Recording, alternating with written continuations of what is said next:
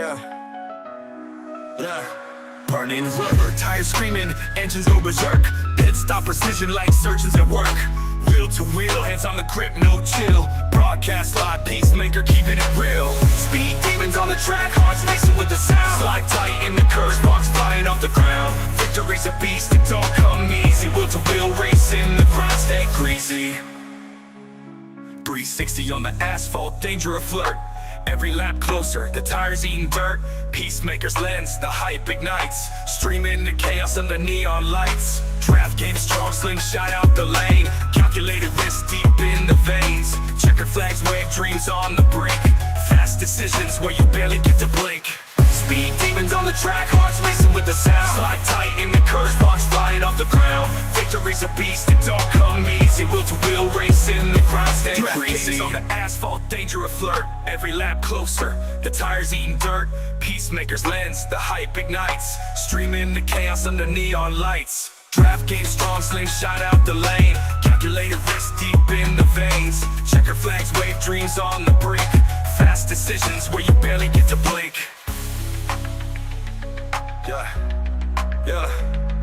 From amateurs to legends, it's all the same heat. One wrong move might sweep defeat. High octane stakes climb mile by mile. Peacemakers mic hot, adding flames to the style. Speed demons on the track, hearts racing with the sound. Slide tight in the curves, sparks flying off the ground. Victory's a beast, it don't come easy. Wheel to wheel racing, the grind stay greasy. Greasy, the grind stay greasy. The grind stay greasy. The grind stay greasy. The grind stay greasy. The grind stay greasy.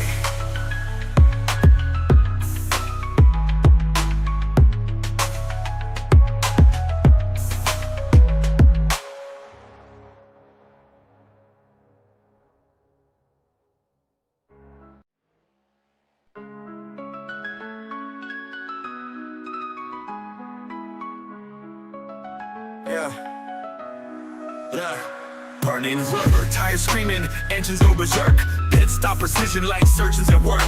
Wheel to wheel, hands on the grip, no chill. Broadcast live, peacemaker keeping it real. Speed demons on the track, hearts racing with the sound. Slide tight in the curves, sparks flying off the ground. Victory's a beast, it don't come easy. Wheel to wheel racing, the grind stay greasy. 360 on the asphalt, danger a flirt. Every lap closer, the tires eating dirt. Peacemaker's lens, the hype ignites. Streaming the chaos under neon lights. Draft game strong, slingshot out the lane. Calculated risk deep in the veins. Checkered flags wave dreams on the brink. Fast decisions where you barely get to blink. Speed demons on the track, hearts racing with the sound. Slide tight in the curves, sparks flying off the ground. Victory's a beast, it don't come easy. Wheel to wheel racing, the grind stay greasy. On the asphalt, danger a flirt. Every lap closer, the tires eating dirt.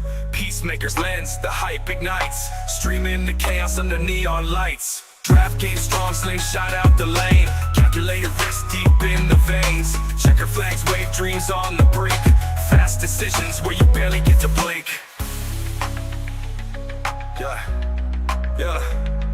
From amateurs to legends, it's all the same heat. One wrong move might sweep defeat. High octane stakes climb mile by mile. Peacemakers mic hot, adding flames to the style. Speed demons on the track, hearts racing with the sound. Slide tight in the curves, sparks flying off the ground. Victory's a beast, it don't come easy. Wheel to wheel racing, the grind stay greasy. Greasy, the grind stay greasy. The grind stay greasy. The grind stay greasy. The grind stay greasy. The grind stay greasy.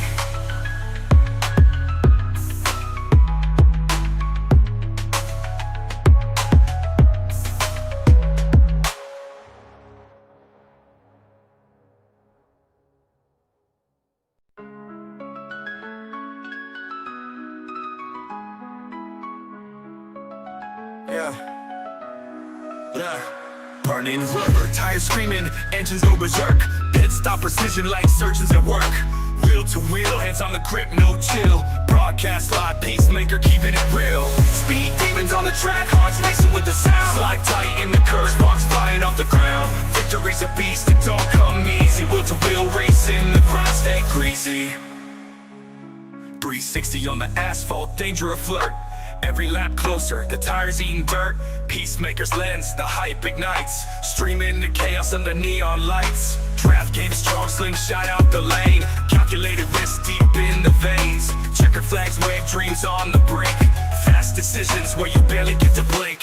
Speed demons on the track, hearts racing with the sound. Slide tight in the curves, box flying off the ground. Victory's a beast, it don't come easy. Wheel to wheel racing, the grind stay greasy. On the asphalt, danger a flirt. Every lap closer, the tires eating dirt. Peacemaker's lens, the hype ignites. Streaming the chaos under neon lights. Draft game strong, slingshot out the lane. Calculated risk deep in the veins. Checker flags wave dreams on the brink. Fast decisions where you barely get to blink. Yeah. From amateurs to legends, it's all the same heat.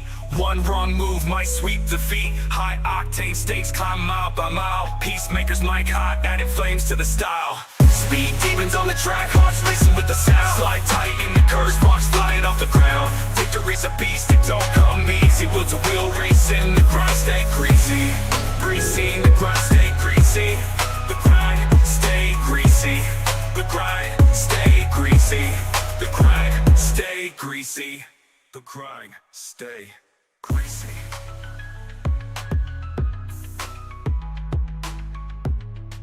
Woo! Ladies and gentlemen, boys and girls, welcome in as we get ready to rock and roll here this evening from the beautiful Nashville Super Speedway. As our wheel-to-wheel drivers ready to rock and roll, ready to go to battle here this evening. Each and every single one of them looking and hoping to try to put themselves up and into victory lane here in Nashville. As each and every one of these drivers are ready to go to battle, they are ready to duke it out here in this one, as we got, I believe, 32 drivers loaded into the sim, all looking for the win here this evening. As starting on the pole in the Rush Hour Karts number 31 machine, that is Joseph Smith, who will start in the pole position. To his outside in the number 39 ride, it is the Fish Speed Brakes machine of Mr. Jordan Fisher, who will start there in second. Starting back in third in the number 67, it's the Robin Hood ride of Jack Buelty. To his outside in the Prince's Towing number 2, it's Landon Burbage starting there in fourth. Starting back in the fifth position in the Bass Pro Shops Fish Speed Tracker Boats at number 51, it's Wyatt Mickelson who will start there in fifth, and to his outside, the number 5 machine, that is Xavier Ruggle-Brugge. Starting in position number 7 in the Nora Mill number 32, that is Nick Biddy, and to his outside, running out our top 8 in the Wheel-to-Wheel Racing League AG's Designs number 34, it's Aiden Lucas there in 8th. Starting back in the 9th position, our 5th row out there on the speedway is the 37 of Evan Stewart. On the inside to the outside, it is the Coca-Cola number 60 of Ryan Haller, rounding out our top 10. Jaden Browder, Chess Hamby bring up row number 6, and then we do see Caleb Holloman, Logan Perriman, Jace LaForte, Lucian Thompson, Ryan Matthews, Colby Wells, Stephen Blevins, Michael Durham Jr., Terrence Murphy, Darren Engler, Nick Jensen, Michael Ponder Jr., Joe David, Jaden Porter in the number 74, the 16 of Matthew Wood, starting back in about the 26th position with Jason Bogart, Grant Applegate, Trent Johns, Austin Thompson. Bringing up the rear of the field here, we are supposed to also have the 555 rider Caleb Sisk out there on the racetrack, but it looks like Sisk not going to be able to start here this evening. And we do have a couple of drivers earning black flags, going to have to start at the rear of the field and potentially have to serve penalties here to start this feature event. It looks like Grant Applegate and the number 8 rider Trent Johns both going to have black flags to start this race, and will unfortunately have to make early race pass-through penalties here this evening, as we'll get them all stacked up, racked up, ready to go, as Andrea Sue says, let's go, Jordan. Cheered on Jordan here this evening as Bill Fisher says, nice qualifying, Jordan. Great qualifying right there for Mr. Jordan Fisher, starting on the outside of the front row as Rodney Stewart says, let's go, Evan. What's good, Rodney? Hot Rod in the chat. What's good, brother? How you doing this afternoon? Hopefully you're having yourself a wonderful Sunday as Bill Fisher says, good luck, Evan, as well. Cheering on Mr. Evan Stewart out there on the speedway as we'll get them all stacked up, racked up, ready to rumble here as Mrs. Rugglebruggy in the chat as well says, have a good race tonight, number 5, cheering on Xavier here this evening as Xavier going to start there in the 6th position as each and every one of these drivers, they're ready to rumble, man. The lights are off the official iRacing pace car. We're going to get ready to see that green flag fly. And for the Wheel-to-Wheel Racing League, we got 210 laps of amazing racing action here at the beautiful Nashville Super Speedway, man. This is gonna be fun. This is gonna be a great time. It's nice and easy down and out of corner number 4 into the Echo Park restart zone. We will see our first green flag of the day, and quickly Joseph Smith, a little bit of a mishap there on the restart, and this could be a huge for Jordan Fisher as Fisher beat him out of that restart box. It's up to the race leader, his prerogative on when to fire here, and Jordan kind of gets a little bit of a jump right there in front of the 31, and that may give him a black flag early on in this race as we do see Joseph Smith able to jump back out in front. Jordan Fisher sits in second as we do see the caution flag quickly come out here in this one. So a little bit of a mishap, obviously, for Jordan Fisher and the 31, right at Joseph Smith taking that initial green flag. And then we see more issues here as it looks like Caleb Holloman, the 10 of Chess Hamby, looks like they're going to make a little bit of contact. Hamby gets into the 77, then Jace LaForte gets into the back end of the 10 right here. And unfortunately, for all 3 drivers, pretty solid contact down into the first corner here this evening. You can't win it on lap number 1, and unfortunately, you can definitely end your chances on lap number 1. And for Caleb Holloman, the 10 of Hamby, the 61 of Lucian Thompson, and this 09 ride of Jace LaForte, all up the racetrack, hard contact into the outside fence here. Big hits for all of them, and unfortunately, they're pinned up into the outside wall. Luckily enough, everyone else able to either get checked up or drive down low to avoid it, but unfortunately, pretty solid issue here early on. Obviously, Jace LaForte getting the worst end of it. Caleb Holloman, the 61 run, Lucian Thompson, both get some very solid damage there themselves, and unfortunately, an early caution flag is going to make things a little bit more interesting here for these drivers, as obviously now they have an opportunity to come down pit road. If you were worried about fuel here in this first stage, I think this is still too early to try to give you that extra little bit of, feeling A-okay, to give you that little extra bit of, well-being when it comes to the fuel mileage here on our first run of the day until our first stage break of the evening, as we will see our first stage come to a close at the completion of lap number 45 here this evening. And if you can only make it 35 laps to a tank of fuel, then obviously, it's still a no bueno. You're still going to have to make a trip down pit road throughout this run. So trying to keep that track position, trying to keep yourself out there on the racetrack, and then obviously just trying to battle hard here for this next restart. And obviously now we still have, Lucian Thompson's down pit side here. He's still got tons of right front damage here on that number 61 ride. Take a look at the right front here as he rolls down and around corner 1 and 2. Not too bad, still fairly pointed the wrong direction, that right front tire, and obviously pretty solid right front damage for Caleb Holloman. He's still down pit side, and it looks like Jace LaForte is taking his car right down into the garage here this afternoon to try to get that thing worked on and hooked back up here this evening. Unfortunately for Jace LaForte, it looks like his day may have come to an early close down through corner 1 and 2 here on our opening lap, as we'll get them all ready to rumble, ready to go back to green flag racing. Now, good news for Jordan Fisher fans in the stands. The officials have called back, obviously, the restart. They've called back that penalty on the 39 ride, so he does not have a black flag. He does not have to serve that black flag penalty. Unfortunately, here for Trent Johns and Grant Applegate, they still have to serve this penalty. If that would have been on lap number 2, not lap number 1, and they had made their way down pit side, it would have worked out perfectly for them, but unfortunately, it came out a little too early. They weren't able to get down pit road and serve that penalty, and now they're still going to have to do it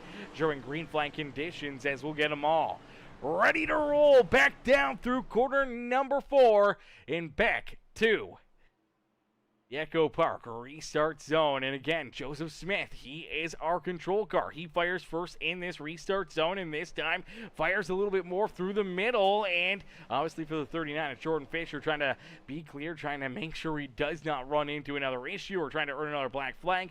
Didn't get the best restart, but at least he is able to stick with them. But no, look out! Oh, Jordan Fisher's around. Big hit up into the outside fence. Oh, another big hit as Engler gets into him. We also see Nick Jensen and David tied together down in the infield grass. And another caution flag back down through corner 1 and 2. My gosh. Things just cannot go right out of the get-go here for these drivers. 1 and 2 just seem to be a problem area, and obviously with these guys stacked right on top of one another, I mean, there just seems to be not a lot of patience here. Let's take a look back, see what happens. Is obviously Jordan Fisher, we talked about how he didn't get the best restart because he didn't want to earn another black flag right here. So he gets a little bit worse of a jump in that 39 ride. The inside lane does get a good jump, so the 67 ride able to work to his inside here, like you do, and then down here through corner 3 and 4, I think you're going to see potentially Xavier Rugglebruggy just get a little bit tight right here. Zay's going to get tight. He's going to wash up the racetrack and just kiss the left rear right there.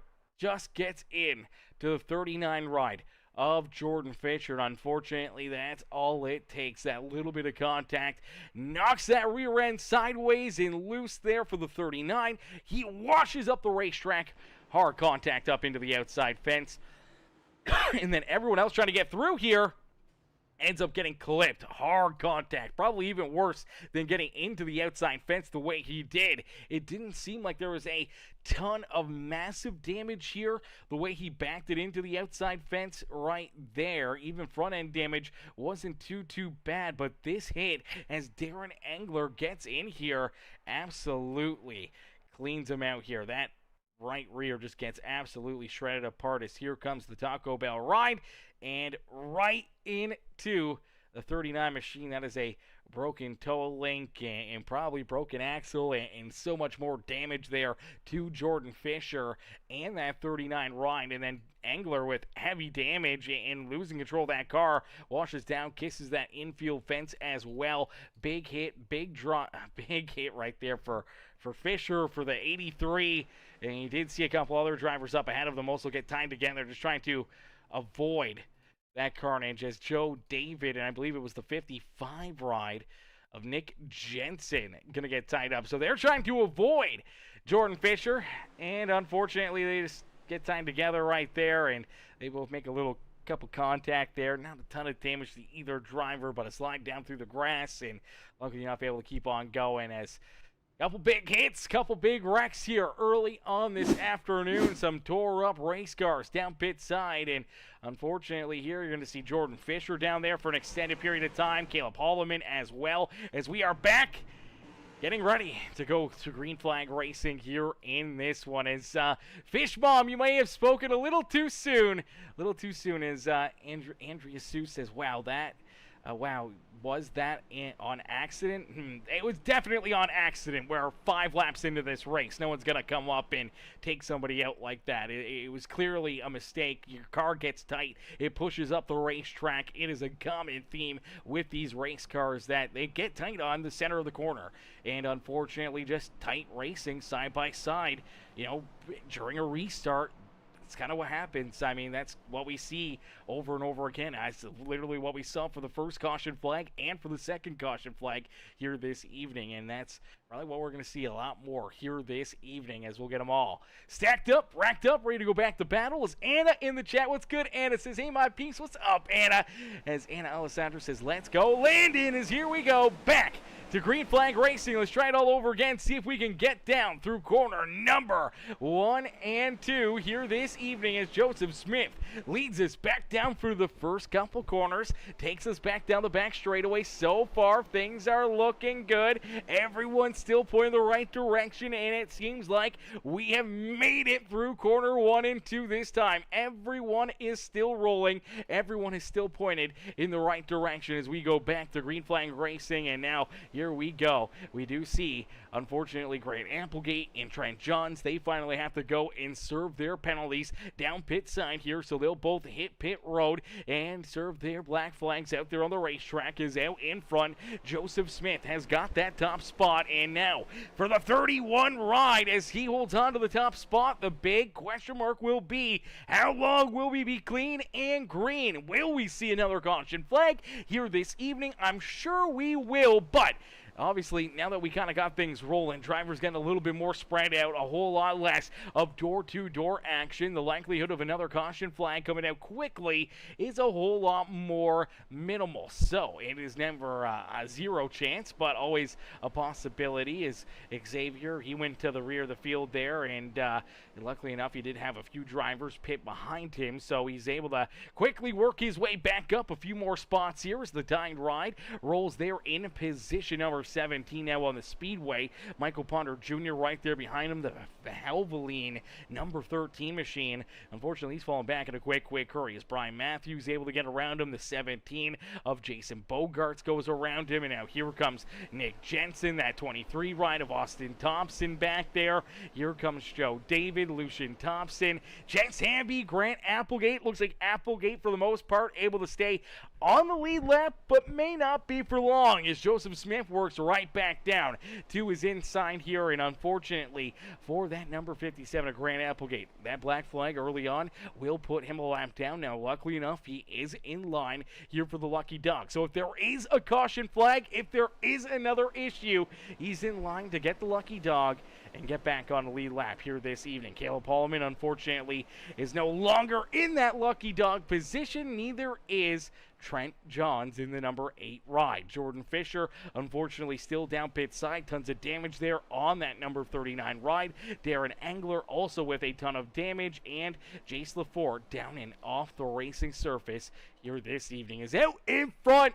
Joseph Smith already opening up about a 1 second gap between himself and that number 34 of Aiden Lucas, as Aiden sitting there in position number 2, already up 6 positions, but this wheel-to-wheel racing ride looking strong here this evening as there's a battle brewing here for position number 3. Landon Burbage wants it. He'll jump up and take it as Landon works his way around Jack Bulte and puts himself into position number 3 here on the Speedway.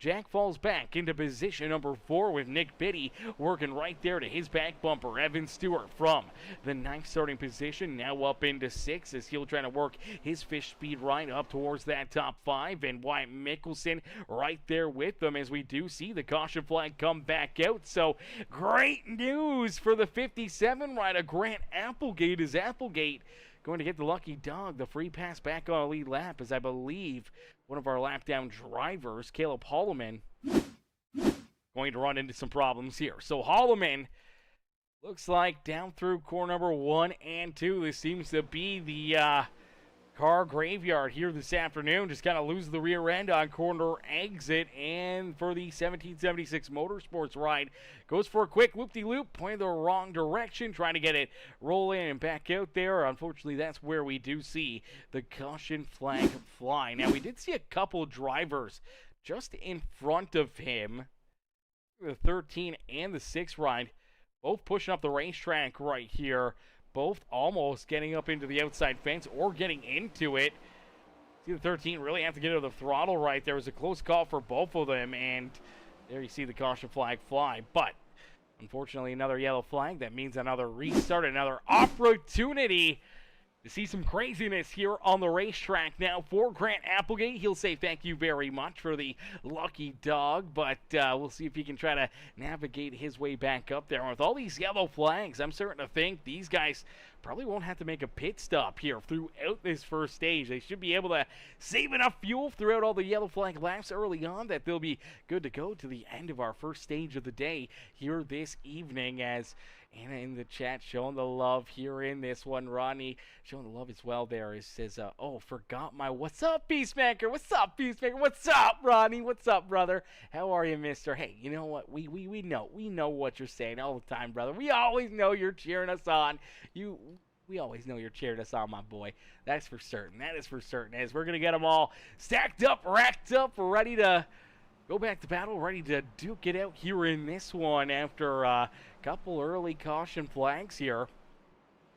We'll have to wait and see what these drivers have in store for us, man, because there's still some crazy action, still a lot to be done here this evening. Obviously, some wild action early on, some wild caution flags, a lot of tore-up race cars, and still a lot of laps left to go here in this race. I mean, we're just over 15 laps through. I mean, this time by, we're going to complete lap number 17. We still have dang near 200 laps. What, 193 laps left to go here in this race. So, seeing 3 yellow flags through the first 17, not even being, 10% of this race. I mean, it's pretty crazy that we've seen 3 yellows, but I mean, these early caution flags tend to be a theme here at Nashville Super Speedway. The action kind of gets heated off, and then obviously throughout the middle portion, it seems to get a little bit more cool, calm, and collected, and usually see a really good couple runs there through that second stage and the final stage, and then towards the end of the race is when a little bit more of that chaos starts to pick up, and we see a lot more of these yellow flags start to fly. But hopefully we'll see another good run here and see some good laps clicked off as we inch towards the end of our first stage of the day here. As Ronnie says, gonna be one of those nights. He says, yeah, I got a sneaky suspicion it might be one of those nights. It might be one of them nights. It started off that way, but I got faith in the boys. I got faith in the fellows that things will work themselves out. Things will get cleaned up, and they'll start to battle hard here, but battle clean and see minimal caution flags here throughout the middle portion and hopefully the late portion of this race as well, as we get them all ready to roll down through that Echo Park restart zone. And here we go back to green flag racing here this evening as the 31 rider Joseph Smith. Another great launch, another good restart there for that 31 ride. Landon Burbage trying to clear Aiden Lucas for position number 2 here as they'll battle door to door down the back straightaway and in to corner number 3 here on the Speedway. So for Landon, he's trying to work his way up into second for the 34 ride. He's trying to hold himself there, as Ronnie says they was looking at a little rough in practice, and they're looking a little rough in practice too. That's not what we want to hear. We don't want to hear that. We don't want to hear about rough looking in practice as well, man. We're talking about practice, not even the game. We talk about practice. Hopefully you guys get that reference. As Joseph Smith out in front, Lucas holds on to second. Burbage back there in third as Nick Biddy able to keep Jack Buelty back there at bay as Biddy jumps up into fourth. Buelty falls back into fifth as Wyatt Mickelson, Evan Stewart, Ryan Haller are top 8 out there on the Speedway. As Haller looking to try to take that 7th position away from Evan Stewart. Evan, though, good run on the outside groove there through 1 and 2. Able to stay door to door with Ryan Haller down the back straightaway. As here comes Colby Wells, Logan Perriman in that beautiful number 99 ride, man. That thing's looking fresh here this afternoon as he's trying to navigate his way through the top 10 now as he's up into the 10th spot on the Speedway. Jaden Browder's back there in 11th as Matthew Wood, who started back in the 26th position. The Outlier Speedco number 16 machine finds himself now in that 12th spot on the Speedway. He's got Michael Durham Jr., Xavier Ruggelbrugge, Terrence Murphy right there behind him, rounding out our top 15 with Stephen Blevins there there in 16th. Brian Matthews, Jaden Porter, Austin Thompson, Jason Bogart back there in the 20th position has Nick Jensen right there to his outside. Joe David back in position number 22. With Grant Applegate there in 23rd, Michael Ponder Jr. in 24th, Chess Hamby back in 25th. As look out, there goes Jensen. Nick Jensen's around heavy contact into the outside fence, and the caution flag will be displayed here for the 4th time early on here in this race. So another early caution flag, and it looks like just out of corner number 2, another car gonna get loose and gonna go around here. Unfortunately, this time it's Nick Jensen in the Atlas Air ride. Oh, actually looks like he ends up making some contact there, so he gets a little loose. Starts to wash down the racetrack, and as he does, he kind of washes right down into the lap here. I believe that is Jordan Fisher back out on the racetrack here, and Fisher, unfortunately, again, man, it's kind of like his car's just a magnet here this afternoon. Nowhere for him to go as Jensen loses the rear end, washes down into him, and then back up the racetrack, hard contact into the outside fence. Joe David gets some pretty solid damage there as well.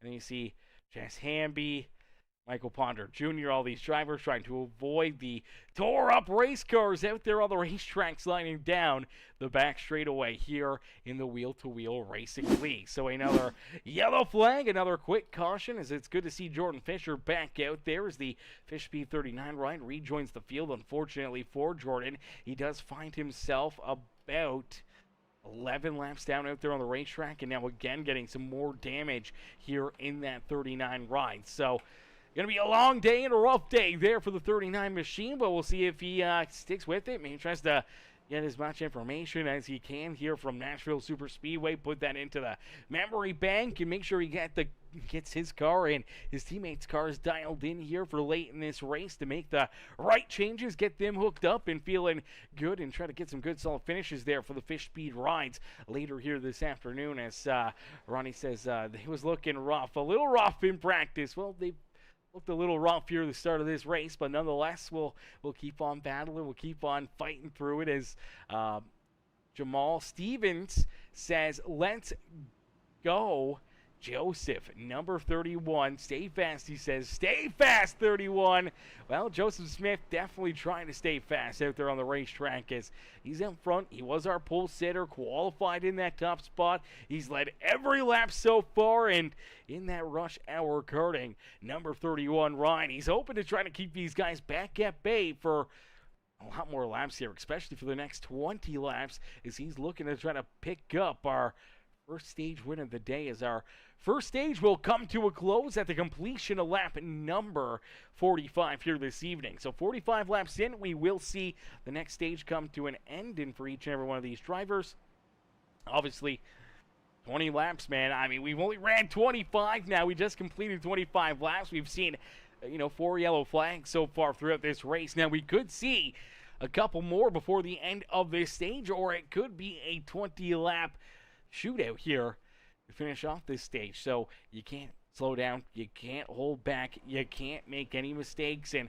open up the door for yourself to fall backwards or to be ran over or to run into some issues of your own out there on the racetrack. You just got to keep hitting your marks, keep your foot in that throttle, make sure you don't make any major mistakes. That opens up the door for these guys to get around you and trying to come home with a good, solid podium, top 3 run, top 10 run here in this stage. Give yourself some pretty solid points out there on the racetrack, and at least, could turn a bad night into a decent night here with those stage points. You could run into some issues like we've seen for drivers like Jordan Fisher or the 09 of Jace LaForte, where your night all of a sudden gets ended in a heartbeat out there on the speedway. So having some of these extra points in your back pocket could definitely take a 25th place finish and turn it into a 10th place run, all just by having some pretty good stage points here. So being up there towards the front, never a bad plan, never a bad idea. And for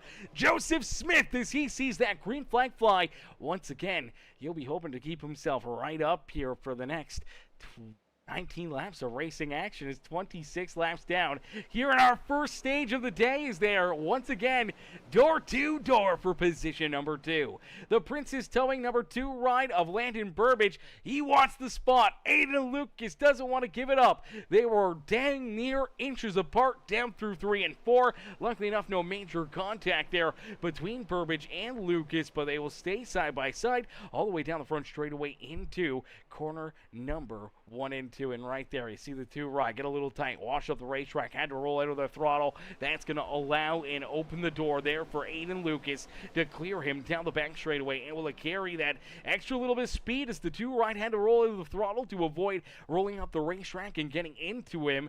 It allowed him to stay right there, but now loose out of 4 for Lucas. Here comes Burbage. He says, thank you very much. He made the mistake through 1 and 2, but now there's a little contact that got him loose on entry. Here comes Nick Biddy. He'll poke his nose right into the pedal as there's contact. Look out. Oh, man, the 2 of Burbage, the 32 of Nick Biddy tied together, and that's going to stack them up. They're into each other again. Biddy's up into the outside fence. Looks like a right front flat tire, and now around goes Xavier Ruggle-Bruggy.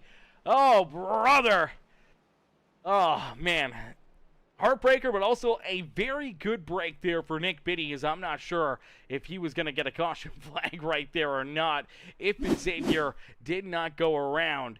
As let's take a look back and see what happened. Is, man, just good, hard, tight racing. And it starts all the way back here in 1 and 2, as the 2 ride of Landon Burbage gets this run, gets to the inside here, and then jumps up in front of the 34. Aiden, he's trying to run door to door with this 2 ride, wants to set it in deep to his outside, and then all of a sudden, in a split second, Landon jumps up in front of him right kind of at the breaking point. So Landon starts to get checked up to try to drive it down the racetrack towards that yellow line.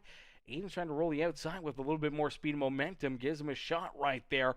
That little bit of contact kind of got both of them checked up and a little sideways out there on the racetrack. All of a sudden, the Nora Mill ride of Nick Biddy, he gets to poke his nose right into the battle, and then all of a sudden, down and out of corner number 2, obviously already a little bit slower, the 2 ride of Mr. Landon Burbage.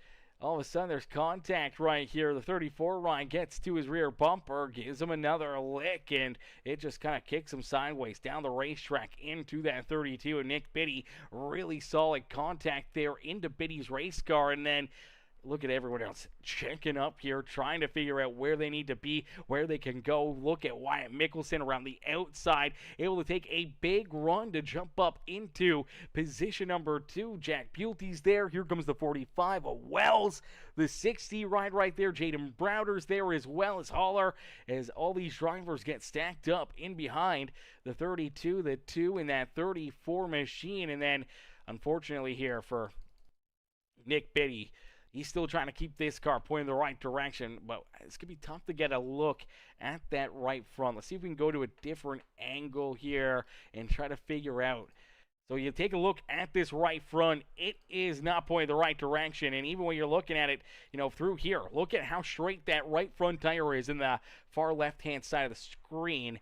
You can see how straight it is, but after this contact, it's a big, big hit, and you can see that whole right front is just absolutely tore apart, sends it into the corner. It is not going to turn, and unfortunately, as it does not turn, he ends up washing back up the racetrack right into the door of that 2 ride of Landon Burbage, which pushes him and the 11 ride of Jaden Browder up into the outside fence. Big hit for all 3 of those drivers. And then down low, Xavier Ruggle-Bruggy trying to just keep himself out of the chaos here. Maybe got a little bit more checked up, may have gotten a little help here, or may have just lost the rear end here himself, trying to just kind of keep on rolling out there on the racetrack as he's going to... Oh, yeah, it looks like maybe he does get a little help here. Maybe a little shot from the 0-0 ride. So I think Zay sees this happening, gets checked up, tries to drive down low. The 0-0 ride of, I believe that is Michael Durham Jr. Going to cut to his inside. They make a little bit of contact for the tied number 5 ride. Unfortunately for Zay, going to go for a loop-de-loop. Now, lucky break here is that I think everyone's able to kind of get around him without driving through him, and no major contact there for that 5 machine, as we'll get them all stacked up, racked up, and ready to go back to green flag racing as the pace car going to make the hard left-hand turn back down pit side and back down into the Echo Park restart zone. Here we go, back to green flag racing. Great launch again for Joseph Smith, as that's kind of been the name of the game there for that number 31 ride. Just hit these restarts, keep his foot in the throttle, don't open up the door for the cars back behind you, and keep yourself in the battle. As Ronnie says, that's some wheel-to-wheel action. That is definitely some wheel-to-wheel action out there on the speedway. As Brian says, Landon made a clean pass, and again, Aiden Lucas takes him out. Every weekend, Landon gets wrecked. Sick of it. Feel you, brother. I feel you. Unfortunately, I mean, just a tough break, tough scenario, and obviously tough position to be in, and I'm sure for the 2 ride, he's going to feel the same sentiments there, and obviously he's going to try to keep on battling, though, as you do see the 2 ride, the Prince's Towing Machine of Landon Burbage, still out there, still battling, obviously going to need to get some damage repaired here, going to hope to see a few more caution flags and a couple more opportunities to get this thing worked on and back into good condition for late in this race. Now, good news is that it's super early in the race. Super early means you got a lot of time to work yourself down pit side to get this car repaired and try to get back into the racing action. But already here tonight, man, we've seen a lot of drivers store up and park down pit side here. We do see the 11 of Jaden Browder. He's still down pit road. Looks like Nick Biddy is taking his car off the racetrack and out of this race. Jaden Porter's down pit side, and looks like he may be done. Jordan Fisher, unfortunately, still down about 11 laps out there on the racetrack. Actually, if not more. How many laps is he down? No, 11 laps. 11 laps down there for Jordan Fisher. I believe for Joe David, he's taking his car out of this race. Darren Engler, he's still rolling out there, but he is about 20 laps down out there on the racetrack. And for Jace LaFord, also down and out of this race as well. So, I mean, we're pretty early into this race. I mean, we just completed lap number 36 out there on the speedway, and I believe we have seen, oh, man, let me go through it here. Potentially, if we do see, okay, we do see Browder coming back out. Now, he does still have quite a bit of damage on the 11 ride, and he has fallen 5 laps down out there on the racetrack, but at least officially it looks like 1, 2, 3, 4 drivers already parked here this evening and potentially done on the day. So heartbreaker there early on for 4 drivers to be already out of this race. And then you had in, obviously, Engler with heavy damage. Jordan Fisher, you know, he's back multiple laps down. You look at Jaden Browder now. He's multiple laps down. Caleb Holloman's multiple laps down and heavy damage on his race car. Now, Landon Burbage and Nick Jensen, they are on the lead lap, but they do have some pretty solid damage there themselves. So, unfortunately, they're going to be looking to make a lot more repairs out there on the speedway. But, obviously, they'll have to try to battle back and try to keep themselves in contention here this evening. As Brian says, start taking them out, Landon. Race them like they race you. Hey, absolutely. Payback is a bitch. But, as long as you can do it without causing caution flags, man, we ain't seeing yellows. But you can definitely run them rough. You can run them tough out there on the racetrack and definitely give them a little bit of what you get. And for Landon, definitely not a bad idea to maybe a little bit more aggressive, a little bit more, you know, mean out there on the speedway. May help him out a ton out there on the racetrack. But for right now, Joseph Smith out in front. He doesn't have to worry about a thing here. He's been clear sailing all night long. He hasn't really had too much pressure to his back bumper because they all keep getting wrecked or keep running into issues, and even when we do get these good, decent green flag runs, he's just able to pull away here, keep him back there at bay, hit his marks, and he's only 5 laps away from picking up our first stage win of the evening. Aiden Lucas there in second. Wyatt Mickelson finds himself in position number 3 as Colby Wells and Matthew Wood there in 4th and 5th. Jack Bulte's back in 6th with Ryan Haller there in 7th. Terrence Murphy in 8th with Evan Stewart and Logan Perriman battling door-to-door for the 9th and 10th position here on the Speedway. Grant Applegate, who was the lap down early in this race, he's gotten back on the lead lap and right back into the hunt to the front here as he's just outside our top 10 looking in, hoping to see if he can maybe jump up, steal an extra couple stage points here before the end of this race, as all of a sudden you see Stewart and that 99 ride of Perriman both reel in right to the back bumper there are Terrence Murphy. Murphy's going to try to hold on to that 8th position, but they're pushing and working on his back bumper. Here is a big run right again to his back end, and luckily enough for Terrence Murphy, able to hold him off for at least another lap, but it may not be for much longer as they're really pushing the subject there, as now we see Applegate to the outside of Evan Stewart trying to steal position number 10 away from his Fish Speed Brakes teammate out there on the Speedway. Michael Durham Jr. back there in 12th with Stephen Blevins in 13th. Xavier Rungelbrugge in 14th. Austin Thompson, Brian Matthews, Jason Bogart, Trent Johns, Lucian Thompson, Chess Hamby, Michael Ponder Jr., Nick Jensen, and Landon Burbage rounding out our top 23 out there on the Speedway, all on the lead lap here this evening.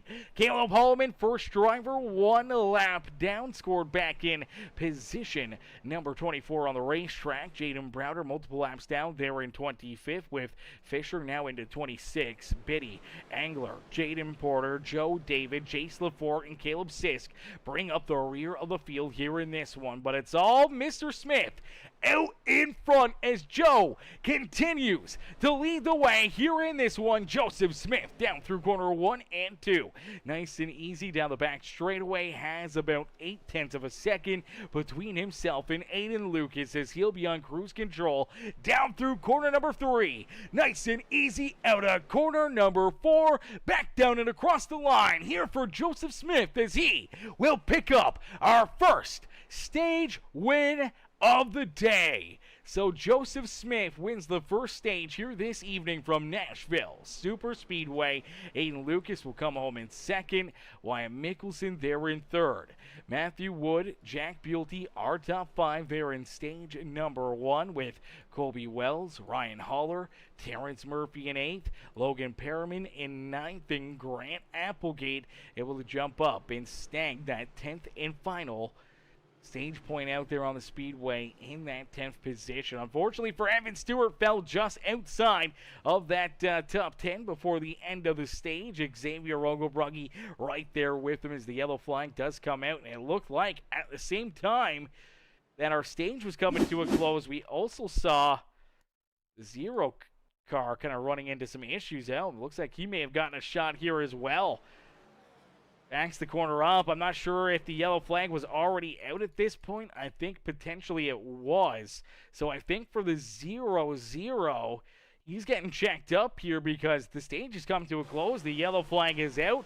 Zay does not see that. There's the yellow lights. I don't know if you guys can see that. Let's play it back here a little bit. If you look just to the right, we can play this back just a little bit. Right there. If you look to the right of the just above the Nashville logo there on the outside fence, you see that the caution light is on.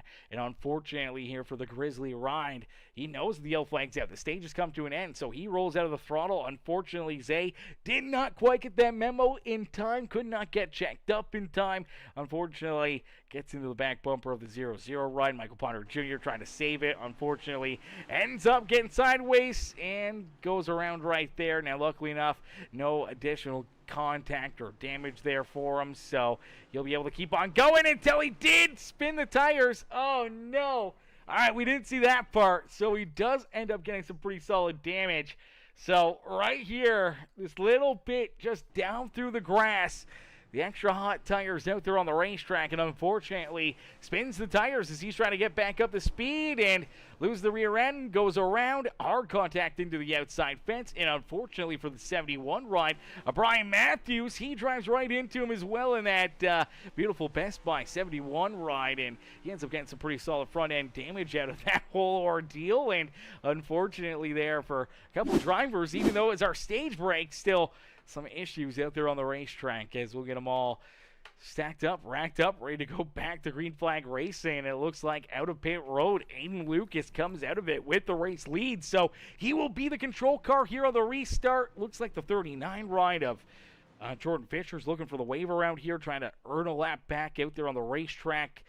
I mean, he's going to need a lot of wave rounds. He's going to need a lot of wave rounds, a lot of caution flags, as not only is he, 14 laps down now once we go back to green flag racing, but there's going to be a lot of other drivers that are also multiple laps down and going to be in line to earn lucky dogs prior to that 39 ride. Browder, who finds himself, about 5 laps down, you'll earn lucky dogs before Jordan Fisher. So won't Michael Durham Jr. in the 0-0, and Brian Matthews, who's now down pit side. Landon Burbage is down there for an extended period of time trying to get that car repaired, and unfortunately it does look like Nick Jensen has also taken his car out of this race as well, so potentially another driver done here this evening, as it looks like Jensen has taken his car back down behind pit wall and out of this race. All right, that's interesting, but here we go nonetheless, getting ready to go back to green flag racing as Mrs. Holler in the chat. What's good?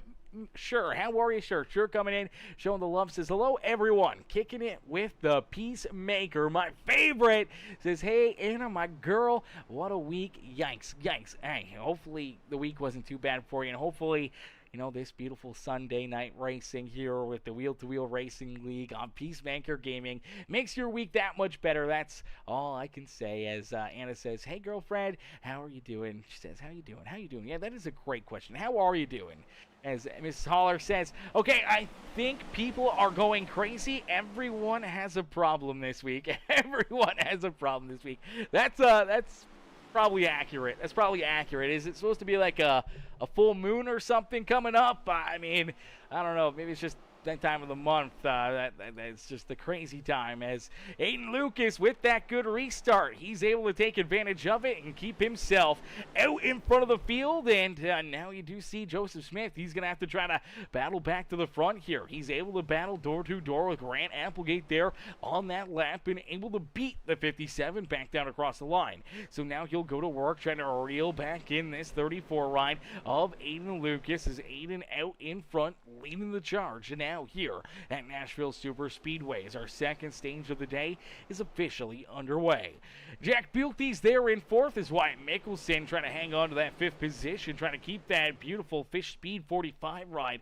Colby Wells back there at bay. Unfortunately, Wells with a great run down the front straightaway will jump up into that fifth position, move Mickelson back to sixth. Right there behind him, though, is his teammate Ryan Holler, as Holler there in position number 7 on the speedway.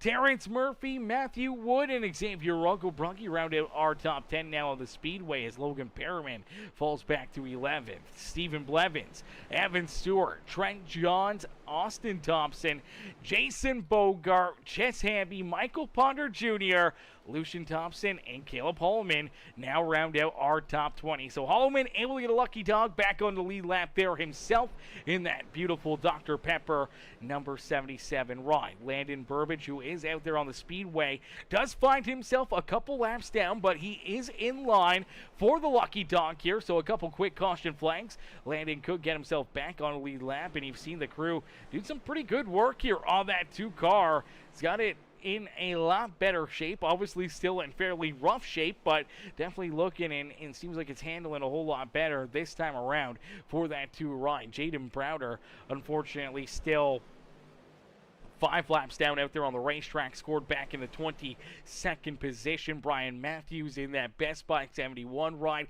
he's parked down pit side. Michael Durham Jr., he's also down pit road. They have both fallen about 7 laps down now out on the racetrack. And then Nick Jensen off the racetrack out of this race. Jordan Fisher, who's happy to see more drivers run into issues because his earlier problem probably could have had him finishing somewhere around that 30th position, but he stayed with it, got back in on the racetrack, and doesn't look like he's going to give up. He's going to keep on fighting here all night long. And with Jensen, Durham Jr., and Brian looks like Matthews actually rolling back out there, so for Brian Matthews, may be able to stay just in front of Jordan Fisher here and keep that spot. But as long as Michael Durham Jr. and Nick Jensen stay down pit side and not out there on the racetrack, Jordan Fisher may be able to leapfrog them and at least gain a couple more spots and move himself up into the 24th position here this evening. And the way this one's gone early on here this evening, I mean,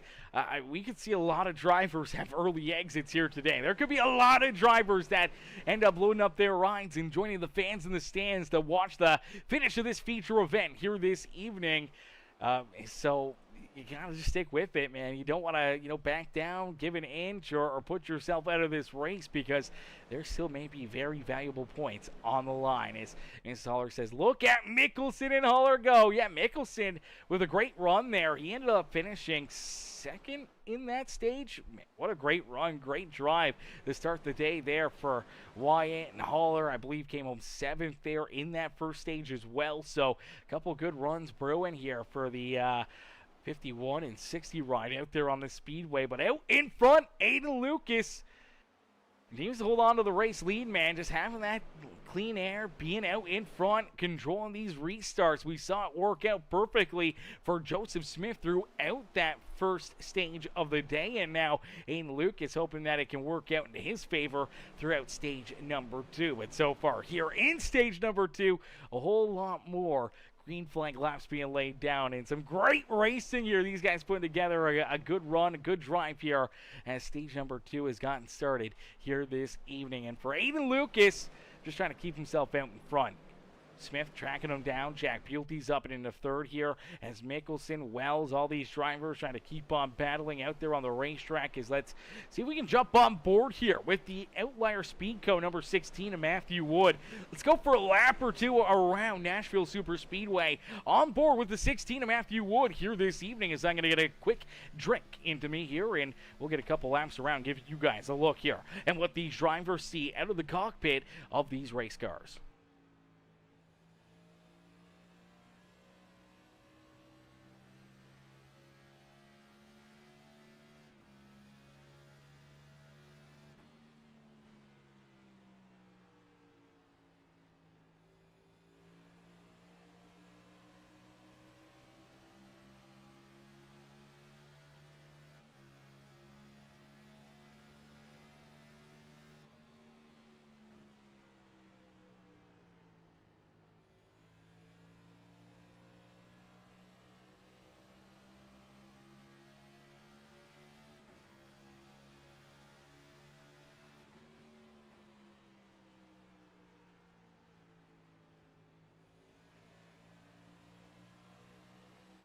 Alrighty, good couple laps around there with Matthew Wood as he getting a good look here and good feel of really how big this racetrack is. It is fairly big. You got a lot of grooves out there, but really where these drivers run is in that darker area on the racetrack, the darker gray. The two inside lanes seem to be the two spots that have grip out there on the speedway. But throughout this race, as the lights kind of go, as the sun kind of goes down and the lights come on, this racetrack can change a ton here at Nashville Super Speedway. You can really start to see drivers starting to move around a little bit more, maybe using a lot more of that outside groove and kind of holding themselves up towards that outside fence to carry a ton of speed and momentum around Nashville here this afternoon. So as this racetrack continues to change, these drivers will have to continue to change their lines, their grooves, in what they're doing here, their entry and exit points here on the racetrack to try to put themselves into a good position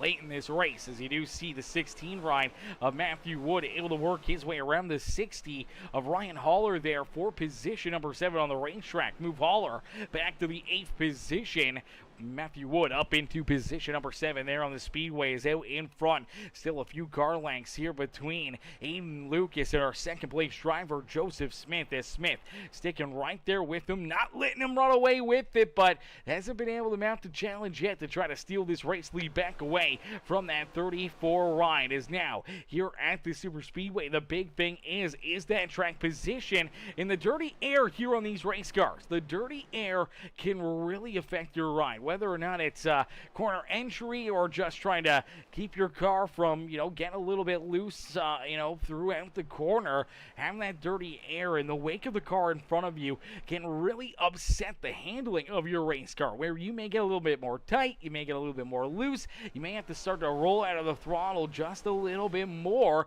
to try to keep your car under control. And as you roll out that throttle, you lose a little bit of that speed, and as you lose that speed, you fall farther away from the car in front of you. So for Aiden Lucas right now, the goal is just kind of watch what's out in front of the windshield, but also keep an eye on that rear view mirror. Kind of take away the line that the 31 right is running, try to dump as much dirty air onto the nose of that race car just to kind of hinder his performance and his ability to reel him in and to try to drive up and take that top spot away from him here in our second stage of the day. And now for each and every one of these drivers, this second stage is more than likely going to have to see some green flag pit stops, and that could be really the make or break for a lot of these drivers.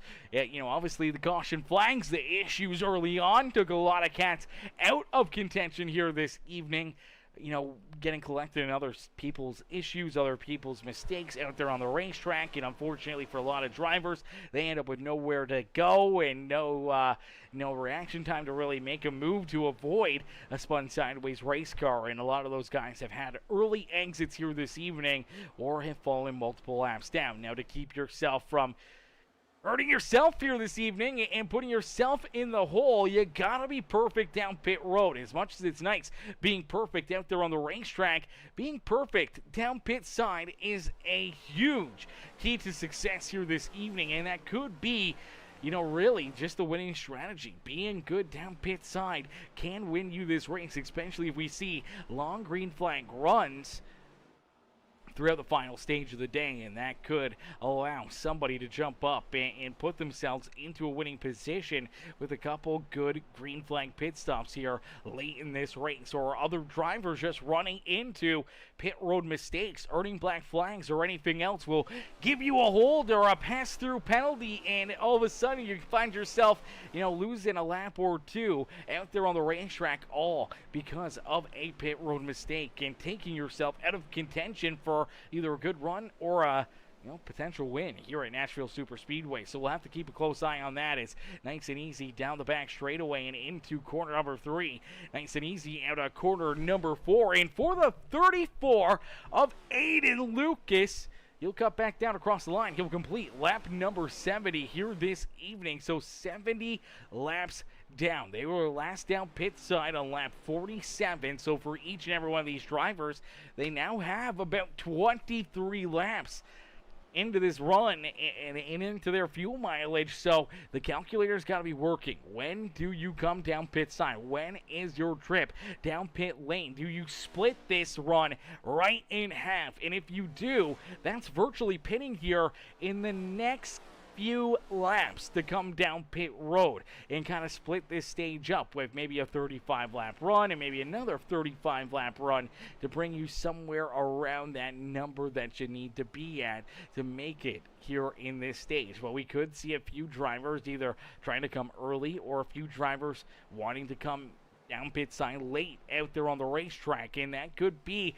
a huge difference in variation of really how your night goes and how that affects your drive here. So you come down early, you get fresh tires, you're able to run really good laps out there for a good amount of laps and really lay down some fast lap times where you can try to leapfrog a lot of drivers in front of you and work your way potentially in front of them prior to the end of this stage. But if you come down too early, you go a lap down, and all of a sudden, we get a caution flag, an untimely caution flag. It could trap you a lap or 2 laps down out there on the racetrack. And at the same point in time, stay out a little bit later.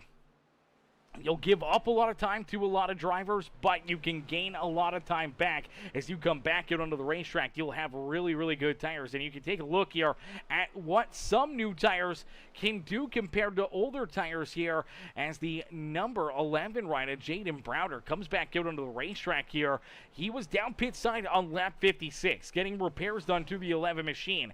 Now, they've gotten this car pretty fixed up. They've got new tires on it, and all of a sudden you see him just drive his way right around Joseph Smith, and now trying to pass his way back around the 34 of Aiden Lucas to try to at least gain a lap back just out there on the racetrack with that pure speed out of the 11 ride. So for the FedEx Express machine, he does get a lap back, but unfortunately he is still back about 13 laps or so out there on the speedway, and unfortunately has fallen back into the 24th position for Jordan Fisher. He says, thank you very much, Jaden, as that's allowed him to jump a couple laps in front of Jaden Browder and leapfrog him here in the standings and jump up into position number 23 here on the racetrack. And not too far away, I mean, Brian Matthews, he's only a couple laps from, being right there with Jordan Fisher, being, 10, 11 laps down out there on the speedway. So we'll have to keep a close eye on that and see where they kind of get stacked up. But out in front, Aiden Lucas continues to lead the charge. Lucas out in front. Joseph Smith in position number 2 out there on the speedway. Jack Bealty is in that third spot with Grant Applegate, Colby Wells running out our top 5 here on the speedway. Matthew Wood sits in 6th with Wyatt Mickelson, Xavier Ruggles-Brugge, Terrence Murphy now up into 9th, and Ryan Haller rounding out our top 10 as Haller there in that 10th position. Right behind him, you do see that Tootsie number 99 ride. That is Logan Perriman in that 11th position. Evan Stewart right behind him in 12th. Stephen Blevins, Austin Thompson, Grant Johns there in 15th. Chess Hamby's back in 16th with Jason Bogart. Lucian Thompson, Michael Ponder Jr., our top 19, all still on the lead lap. Unfortunately here for Caleb Hallman, he has lost another lap out there on the racetrack. Actually, maybe very close to losing 2 laps here on the racetrack as he's down across the line. He'll just start lap number 76 for himself. Our race leaders have started lap number 78. So yeah, he's about to go 2 laps down, but here we go. We do see our first taker for green flag pit stops. It's the 15 ride, the Skyline machine of Stephen Blevins. Blevins hits pit lane, and he's going to make his first pit stop here of this green flag cycle. And you do see the 77 rider Caleb Hallman also down pit side with him here. Doesn't look like Hallman is getting any work done to this race car. I'm not sure if their crew is going to work or if he's getting fuel only or what is the little percentage here, but it looks like for the 77 ride, he's just going to stay down pit road here for an extended period of time, and that is a tough break there for Caleb Hallman as he comes down pit side. I believe he ended up going for a slide off the racetrack. Let's take a look back and see what happened. So it looks like for the Dr. Pepper 77 ride, continues to struggle here.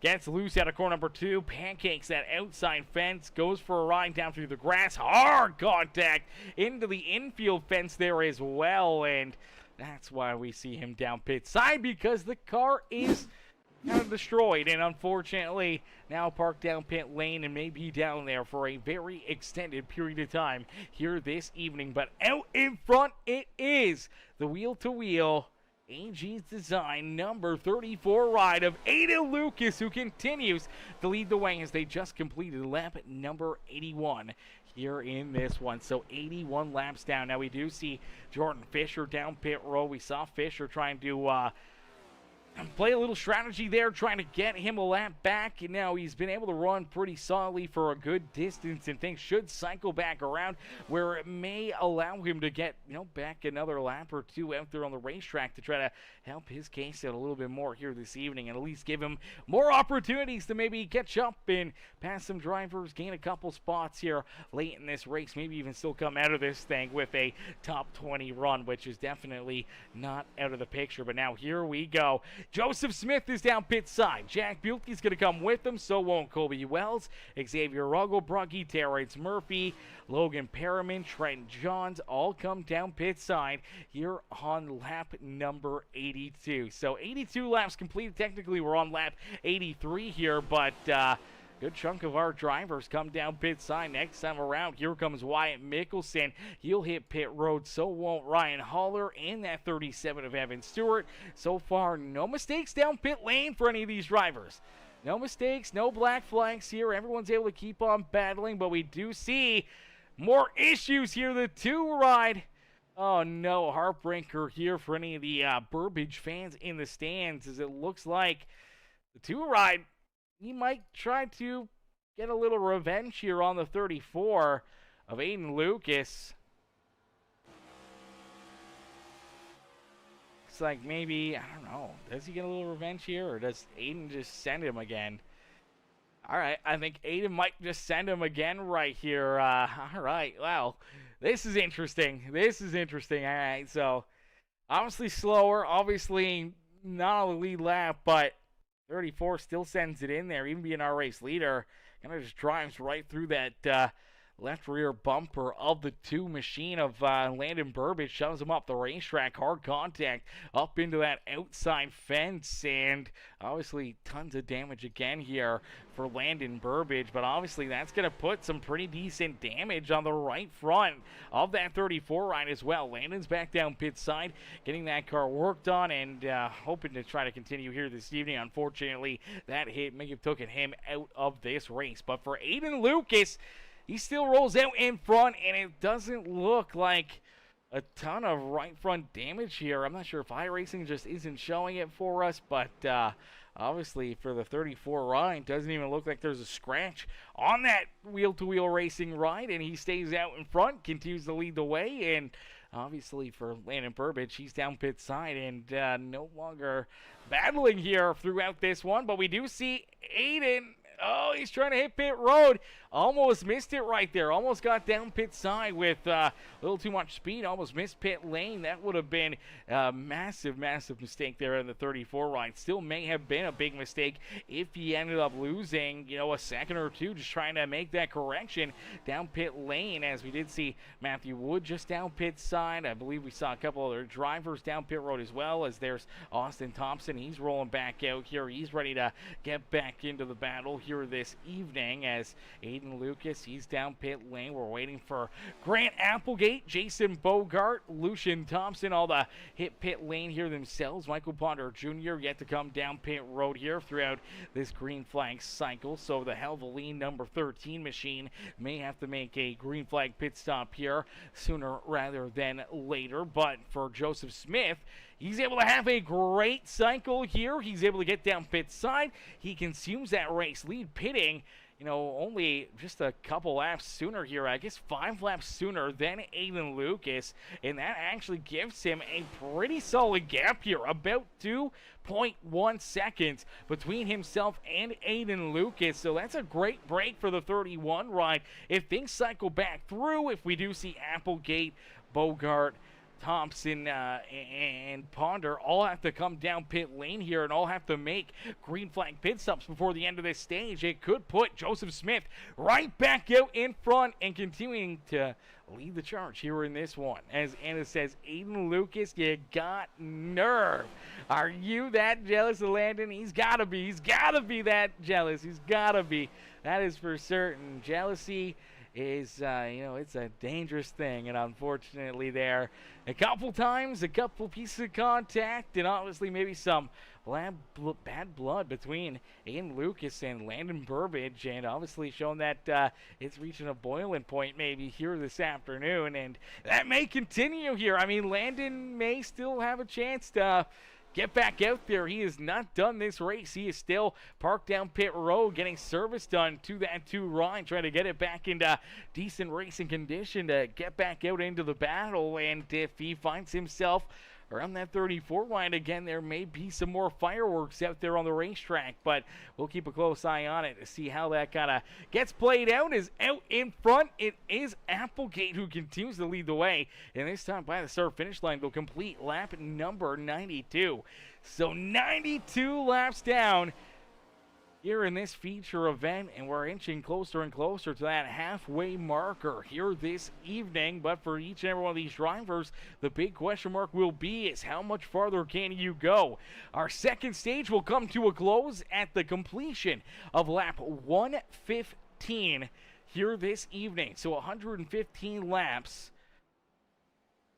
we will see our second stage come to a close, and for a lot of these drivers, obviously, fuel is going to become a key thing here. And for a lot of these drivers, having that little extra bit of fuel may be a make or break. Or maybe for Applegate, maybe this will work out into his favor. I'm not too sure what the strategy is here. But nonetheless, for the 57, he's hoping that it works out for him. I don't know. I don't feel like he's got enough fuel to get to the end. He was down pit road with everyone else back on lap number 47, and even making it to lap 97 is a 50-lap run out there on the racetrack. So maybe a little bit more fuel on these things than I thought there was. So at least they may be able to stretch it a little bit farther. But man, it's going to be very, very interesting to see how far Applegate can really stretch this fuel, because that could be the deciding factor late in this race on whether or not you make a one-stop final stage, or if you make a two-stop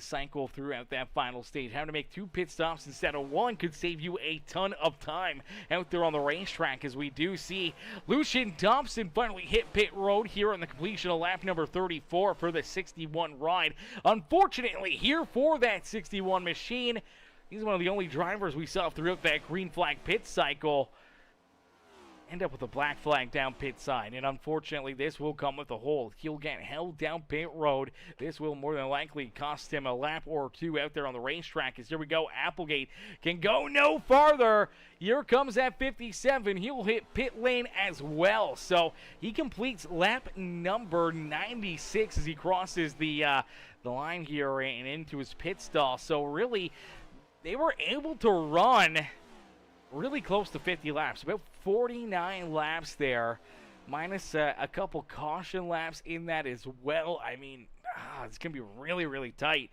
It's definitely going to be a stretch. It's definitely going to be a big thing for a lot of these drivers, especially some of the drivers deeper in the field, to maybe make no pit stops, or only 1 pit stop throughout that final run of the day. If there's no caution flag throughout that final stage, it may be a winning situation here, as you do see Jason Bogart. Now, Bogart was quite a bit behind that number 57 of Grant Applegate, and he's pushing it a lot farther here. He has made it now 50 laps since fueling up.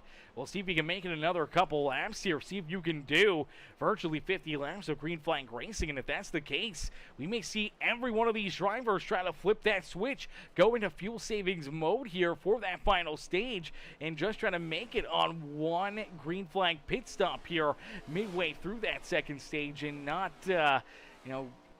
making 2 stops or 3 stops or ever how many you may want to try to get fresh tires or anything else. It may just come down to track position and that strategy late in the game here this evening. But Jason Bogart continues to hold on to the top spot.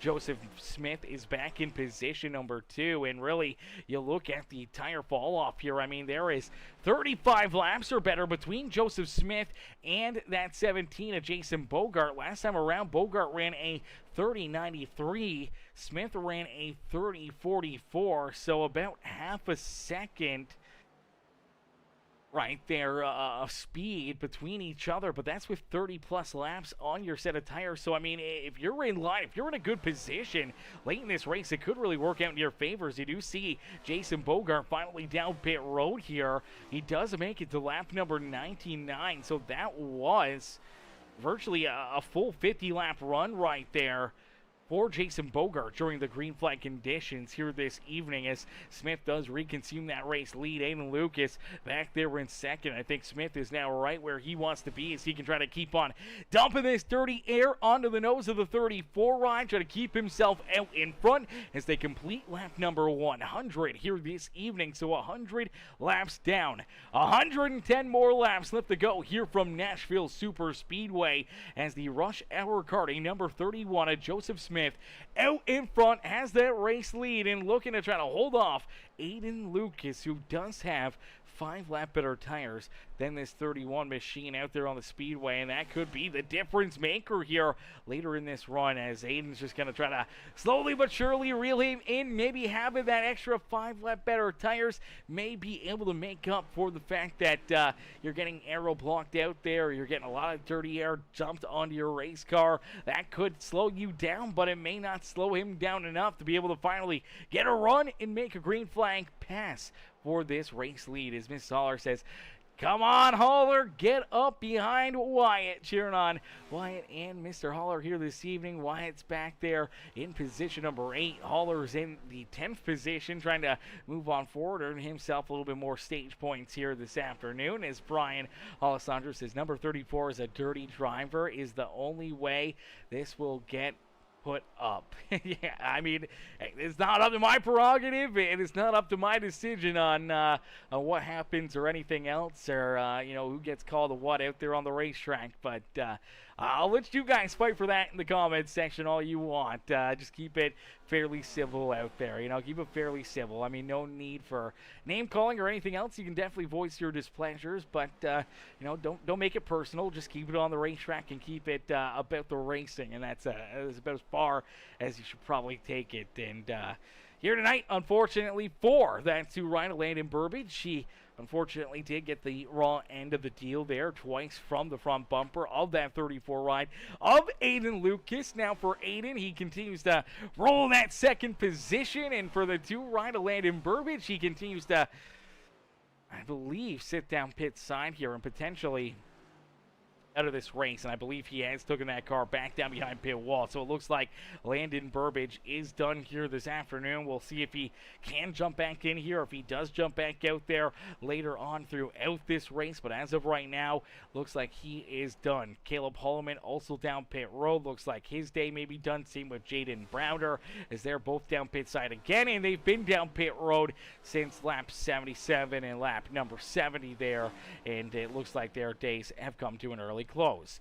Michael Durham Jr., Nick Jensen, Nick Biddy, Jaden Porter, Joe David, Jace LaForte, and Caleb Sick are all also done out of this race as well. So we have 32 load in. We got 22 still rolling. So it seems like about 10 drivers maybe done here this afternoon early in this one, man. Heartbreaker for a lot of those guys, man. A lot of those drivers just really had nowhere to go, nothing to do with the wrecks or the issues that that they ran into out there on the speedway. You look at Nick Biddy when he gets hit there from the 34 and that number to a Landon Burbage and how much damage he ends up getting. You look at Joe David and Jason LaForte, their early issues where they kind of get hooked and tore up out there. Jaden Browder in that same incident with the 32 of Nick Biddy, he was just kind of working his way up through the top 10 and unfortunately got taken out there as well. So there's a lot of drivers that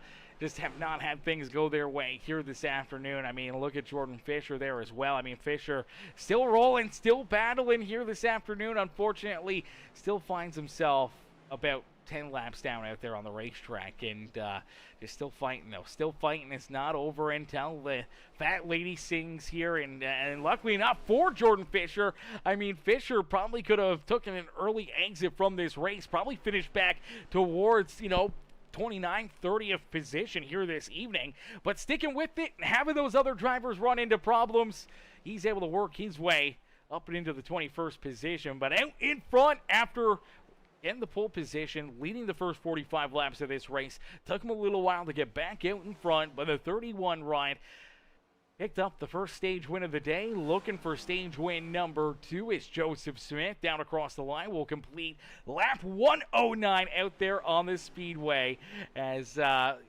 Solar says, "I'm so sorry, Landon." Yeah, tough break there for Landon. And it says he's out. Yeah, he's out. That's a heartbreaker there for Landon, man. That's a heartbreaker for him. Heartbreaker for the other 9 drivers that are also done early here this evening. As Solar says, "Sorry." Yeah, I mean that's racing. I mean that's racing. Shit happens when you party naked, unfortunately. And here in this one, a lot of ups and a lot of downs for a lot of different drivers out there on the racetrack. As Anna says, it's BS every week. It's the same with the 34. I don't know why he dislikes Landon. Yeah, I'm not too sure about that one. If he finishes inside the top 3, we'll ask him about that. We'll ask him about that. See what his theory is on it, or what he's got to say about the situation. That is for certain. As Brian says, "Oh, I'm done with this shit." He says, "Oh, okay. See you later, Brian. Okay, bye. Whatever. I don't know what you're done with." I mean, there's no point in arguing or trying to fight your case up here in the broadcast booth, brother. I have absolutely no say of what the admins or what the drivers do out there on the racetrack. I'm just up here in the booth. I don't say shit to them. They don't say shit to me. I don't care what happens out there. I just call the race. That's it. That's all I do, brother. As Joseph Smith, though, out in front, he controls this race and nice and easy down and out of corner number 4. You'll see only 3 laps left to go here. As Brian says, no penalties ever hand out when he gets racked. Done. See ya. All right, Brian. Fuck. And I'm sorry, Brian obviously is very upset right now, so we're just going to give him a 30-minute timeout right there. Go take a nap. Go take a nap, Brian. Go take a nap, brother. I appreciate you tuning in. I appreciate you voicing your displeasures, brother. But again, I don't have anything to do with it. And don't bring it into the chat because I don't give a shit. I mean, I really don't. I mean, you want to voice your opinions here and there, that's fine. But don't make it seem like it's my problem or it's my fault that, things happen to the 2-car. I mean, if you want to get a hold of somebody, that's the question you got to ask. Get a hold of Evan Stewart. Get a hold of the guys that run the league and ask them why nothing's happening. And if anything, get Landon to do it himself. I'm sure he already is. And, I mean, if it doesn't work out for Landon, I mean, I hate to say it, then, he's got to make a decision. It's tough to say, but, I mean, it's that thing. I mean, we've seen lots of drivers have the same issues over and over again throughout multiple different leagues for multiple different drivers. I mean, you either got to stick with it and hope for better results, or you give up and find the exit. Joseph Smith, though, out in front, nice and easy, out of corner number 4, back down across the line, will complete stage number 2 here this evening, so get the brooms out for Joseph Smith, as Smith picks up the first and second stage win here at Nashville Super Speedway. Smith in the rush hour, karting number 31, feeling A-OK out in front of the field. Looks like he's got obviously a very fast hot rod here this evening. Obviously just needs to keep that track position, as having that top spot, being out in front, having that clean air will make a world of difference here in trying to put yourself into victory lane here late in this race. So minimizing mistakes, not putting yourself into a position where you get a black flag down pit side, you slide through your box, or you have a bad pit stop out there on the racetrack that could open up the door for one of these guys to get around you. Obviously, it's all down to that track position, and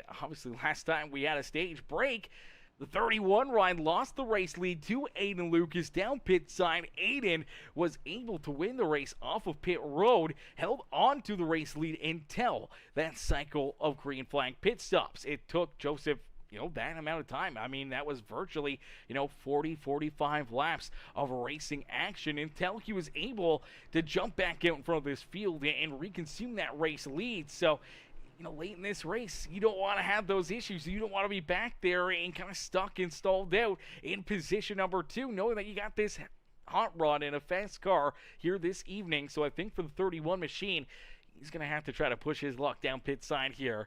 Throughout this, caution flag pit stop, he's going to have to try to keep that 34 ride back behind him, trying to win this race down pit road. But you see, Aiden, he's right there, virtually touching the back bumper of that 31 ride, trying to get every inch he can, because it may be an inch or two that could decipher and be the difference between winning the race off pit road or, unfortunately, being back in position number 2 here for the restart. Here we go. Right side's going on the 31. Jack Bulte's getting right sides and 4 tires there. Here comes that 34 of Aiden Lucas. Smith down off pit road. It's going to be a tight race. We'll have to wait and see how iRacing calls it, but I believe Aiden Lucas may have won that race off of pit road again.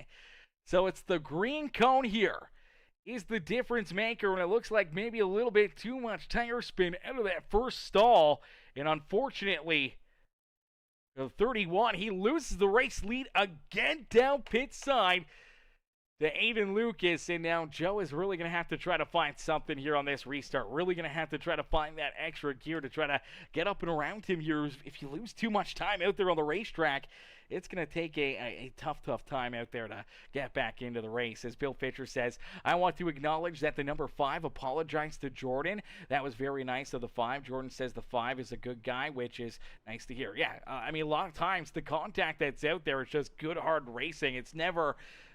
for the most time, it's never intentional. It's never malicious. It is just good, hard racing. It's just good racing. It's tight racing. These things get loose. They get loose. They get tight. It's just like real life NASCAR. They run into issues all the time. They run into each other all the time. Here in iRacing, as much as iRacing is the closest thing to the real life cars, the real-life cars, you can still handle a whole lot better than here on iRacing. These things are still very much an animal here to these drivers. They don't still have the same feel, and they're very, very easy to get spun around, to get turned around and put into a tough spot out there on the racetrack. So it's just very, very easy to run into problems, and it's very easy to, get a tight race car or a loose race car and slide up or slide down, or to make that little bit of contact. And that little bit of contact, as much as they have good contact in real life NASCAR, a little bit of contact here in iRacing tends to just send you around, especially when netcode starts to come into play for it as well. Can definitely cause a lot of issues. As here we go, getting ready to go back to green flag racing. Our final stage of the day is underway. Is down through the Echo Park restart zone. Aiden Lucas gets the launch that he was looking for, and quickly able to pull away from that number 31 of Joseph Smith. Unfortunately for Smith, in that outside lane, just did not get a great restart, and you do see the 16 of Matthew Wood able to get in front of him there as well. So Matthew up and into second here. We'll see if he's got something left in the tank here to jump up and go after that 34 ride of Aiden Lucas. But here comes Joseph Smith battling back, working right to the back bumper here of the 16 ride of Matthew Wood. You know that you gotta maybe use and abuse your tires a little bit out there on the racetrack right now on this restart, knowing that as the run goes on, these passes will get tougher and tougher, and your opportunity to gain these positions back may become impossible later in this race. So you're trying to jump up on top of the wheel. You're trying to get it done right now and get everything you can here on these restarts as Joseph Smith continues to work and finally gets to the outside here of Matthew Wood. Wood's got nothing out of corner number 4. The 31's able to get the power down, and Joseph Smith jumps back up into position number 2, but out in front, Aiden Lucas is trying to lay down some qualifying lap times, as the last time around he just laid the quickest lap of this race, the fastest lap out there on the speedway, as Aiden Lucas jumps out in front of the field here and just trying to pull away from everybody else, just trying to leave them in the dust here at Nashville Super Speedway. But Smith is hoping to try to stick right there with him as Wood back in the third has Kobe Wells there on his back bumper. Applegate up and into that 5th position with Xavier Rugglebruggy, Jack Bulte, Terrence Murphy, Wyatt Mickelson, and Ryan Haller are top 10 out there on the speedway, as Haller trying to hold on to that 10th position, has that 37 of Evan Stewart down to his inside.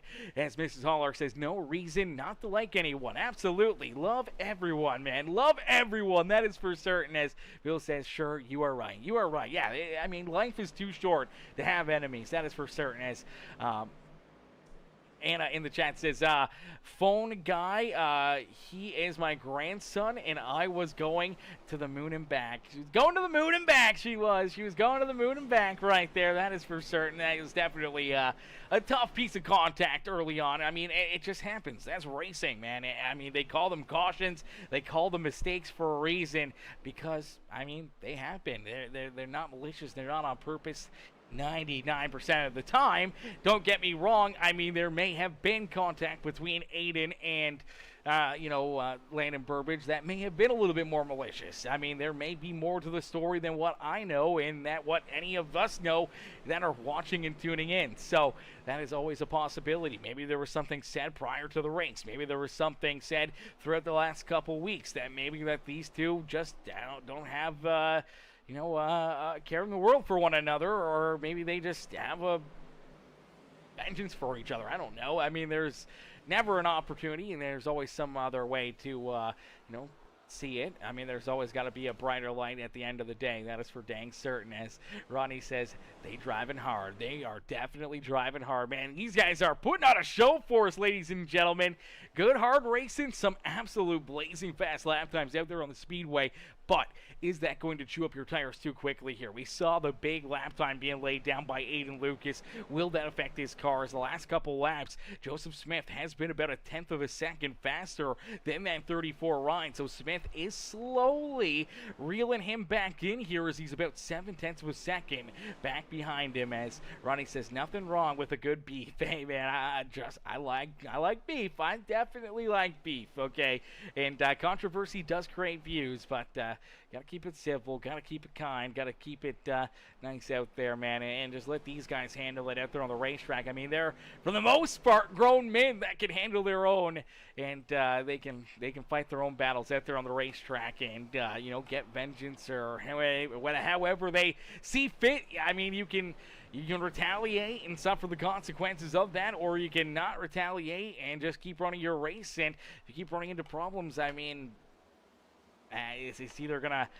create an issue for yourself where you see yourself, go from the good guy to being the bad guy and becoming the villain, or you just keep running good and someone else sees it and finally solves the problem, or maybe the guy that's doing it finally decides that enough is enough and he's not going to keep on running hard or putting you into the fence or anything else out there on the racetrack. So you got lots of different ways to go about it, and sometimes it's easy decision. Sometimes it's not an easy decision, but it's a decision that Aiden and Landon are going to have to make for themselves out there on the racetrack. As out in front, Aiden Lucas continues to hold on to the top spot as Mrs. Rogo Bruggy says, number 5 is my grandson. He is a great guy. I love him to the moon and back. Okay, that makes a little bit more sense. But yeah, we know Zay's your grandson. We know that. We know your grandma, Rogo Bruggy, in the chat cheering on Zay out there on the speedway. And I feel like we all love him to the moon and back. We all love him to the moon and back. That is for damn certain. Okay, that is for damn certain. We all love him to the moon and back, man. Zay, good guy, solid driver out there, and looking to have a good run here this afternoon. It's been an up and down day for Zay, but he has found his way back up inside the top 5 as he rolls there in that 5th position. And for the Tide ride, he's hoping to try to gain a couple more spots out there on the racetrack here this evening. But out in front, it's Aiden Lucas, who continues to hold on to the top spot. Still about 7/10 of a second between himself and Joseph Smith, as Smith continues to roll there in position number 2. Matthew Wood back in 3rd with Colby Wells. Xavier Ruggelbruggy there in 5th. Jack Bulte's back in 6th with Grant Applegate, Wyatt Mickelson, Terrence Murphy, and Ryan Haller back rounding out our top 10 here on the Speedway. Evan Stewart's there in 11th with Austin Thompson back in 12th. Trent Johns in 13th. Logan Perriman, Stephen Blevins, our top 15 out there on the racetrack. And I believe for Stephen, he is the last driver on the lead lap, scored in that 15th position. Chess Hamby currently is the first driver 1 lap down, trying to stay in the lucky dog spot here in that MD Turner Enterprises number 10 machine, as Jason Bogart right there behind him, also a lap down, trying to jump into that lucky dog spot. Michael Ponder Jr. finds himself 1 lap down, as Brian Matthews multiple laps down back here in 19th. Lucian Thompson multiple laps down there in 20th. Jordan Fisher, Darren Angler, Also multiple laps down. Caleb Hallman's back out there in the 77. He's multiple laps down as we have 23 drivers still rolling. 23 drivers at least still racing here this evening. Unfortunately, I believe we have 9 drivers parked down pit side and potentially done for the day here at Nashville Super Speedway from a lot of early issues, a lot of early problems there, and unfortunately a lot of tore up race cars out there on this speedway. As Aiden Lucas, though, out in front, continues to hold on to the top spot. Joseph Smith sits there in second. Matthew Wood back in third. Colby Wells and Xavier Rugglebruggy round out our top 5 with Jack Buelte, Grant Applegate, Mickelson right there as well, seeing if he can try to work his way back up towards our top 5 out there on the racetrack, trying to reel in that 57 of Applegate there on the speedways. You do see the 60 of Mr. Ryan Haller. He's trying to work his way down to the inside there with the 24 machine of Terrence Murphy. Murphy leaving the inside groove open there for the Coca-Cola ride. And for Haller, he's trying to take advantage of it and trying to work his way into the 9th position. Unfortunately, can't quite get there as they have now completed 135 laps. Actually, it'll be 136 this time by the start-finish line here this evening. And for Aiden Lucas, sitting out in front, feeling good, feeling pretty as of right now, but lurking around the corner here are green flag pit stops in the next 20 to 30 laps of racing action that these guys may have to work their way back down pit road and make what could be their only pit stop here throughout this pit cycle. If they can make it 47, 48 laps, I feel we're going to see all these drivers stretch that fuel out enough to make it on only one green flag pit stop throughout this final run of the day. But if you're pushing too hard, if you're running too quick out there, and you're not saving fuel, you're not trying to keep a little bit in your back pocket, then unfortunately you may not have enough fun. Okay, no, never mind. We're going to see the caution flag come out. So the yellow flag is displayed here on lap 138 as it looks like Chess Hamby is going to run into some issues here. Chess, one of those drivers that was looking for the lucky dog position. He was battling with Jason Bogart. Let's take a look back, see what happens, as it looks like maybe the 10 ride just gets loose. Tough break right here for the MD Turner Enterprises NBD, the Sisk Speed Shop number 10 ride, as he's going to roll down through 3 and out of corner number 4. Getting back onto the throttle, just seems like he loses that rear end. Car starts to go around. He tries to save it, washes back up the racetrack into the outside fence right there. Sideways, though, on the racetrack, washes back down. Stop there in the middle of the front straightaway. Our flagman getting a great look at it. Quickly throws that caution flag out as Chess Hamby goes for a couple loop-de-loops and brings another yellow flag out here this evening. So that will bring the caution flag out. Now we're going to see more contact here between him and Caleb Holloman. What in the fluff is going on? Okay, so Caleb Holloman just comes in here and drives right through him. All right, well, that one was a little bit more malicious. Now, I don't know. Let's take another look at it as honestly, Caleb Holloman is multiple laps down here. He's about 40 laps down in comparison to the leaders here. So, I mean, he is a lot of laps down, and these guys are slowly, building back on the speed, catching up to the rear of the field.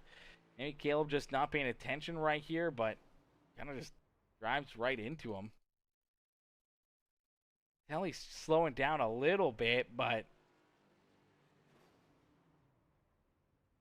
I don't know. I don't know what the heck was going on there. Obviously, you see the 10 ride. He's trying to get checked up for the back of the pack here. Caleb's out of the throttle there, and it sounds like he's just kind of coasting. So I'm not sure if he just looked away, if he didn't think he was going to catch up to the 10 that quickly, and didn't realize that they were stopped that fast, and just misjudged when he was going to have to get onto the binders right there, and unfortunately ended up into the 10 car anyways right there. So a little contact, a little after the fact out there. Obviously, we didn't see any contact between those two, but Caleb has taken his car back down pit side out there on the speedway, so he'll rejoin pit road. Jess Hamby, he's down pit side again. Now, he does earn a black flag down pit road as well, so making matters worse there for the 10 machine, as he'll have to serve a penalty here later this evening. Now, we do see a couple drivers decide to take the wave around right here, as we did see, I believe that was, who was that? That was the 39 of Jordan Fisher, who was able to take the wave right there, and I'm not sure who else. Oh, the 61 machine of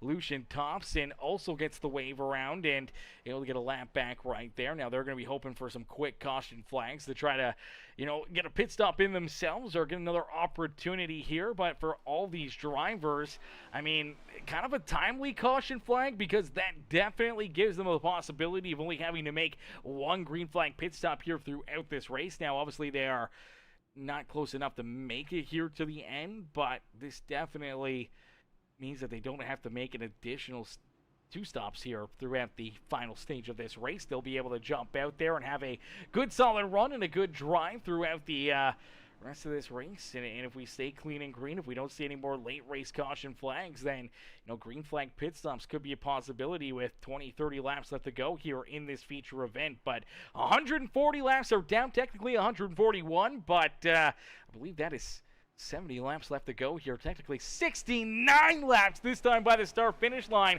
left to go here this evening from Nashville Super Speedway. As out in front, Aiden Lucas, another great restart, another great launch right there for that number 34 ride. And again, Matthew Wood slides up in front of Joseph Smith. Smith, unfortunately, this time does not get to go to work on that 16 ride. Now he's got to hold off the 45 of Colby Wells as well. 6 right there to his inside, down through corner number 3 and 4, as we did see Xavier Rogelbrugge get up into the outside fence there, down through corner number 3 and 4. Unfortunately for Zay, heavy right front damage there for that 5 ride. Slow down the front straightaway as everyone trying to work their way around him here. Sends it into corner number 1. Luckily enough, it is able to turn here, as you see the 83, the 61. They're going to get checked up. They're trying to keep themselves out of the way and hoping not to get tied up or into any more issues. But for Zay, you see that right front kind of pointed the wrong direction right there. Heavy right front damage, and he is going to take this thing down pit side to get some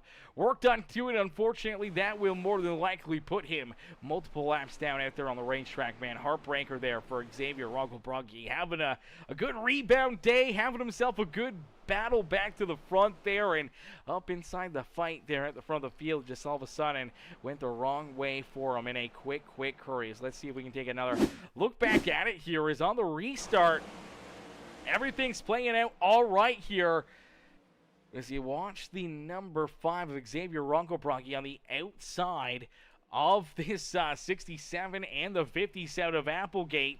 See if we can get another angle at it. So they are almost door to door, down into corner number 3, and right there, okay, so right there, you can kind of see it very bottom of the screen. You're going to watch the 24 ride get a big run. He gets into the back bumper of the 57 of Applegate, which shoves Applegate forward, puts him into the back bumper of Xavier Rogelbrugge, and on corner entry, just that little bit of a knock, that little bit of tire spin, and unfortunately gets him loose sideways up the racetrack, pancakes that outside fence. Heavy right side damage there for Xavier Rogelbrugge.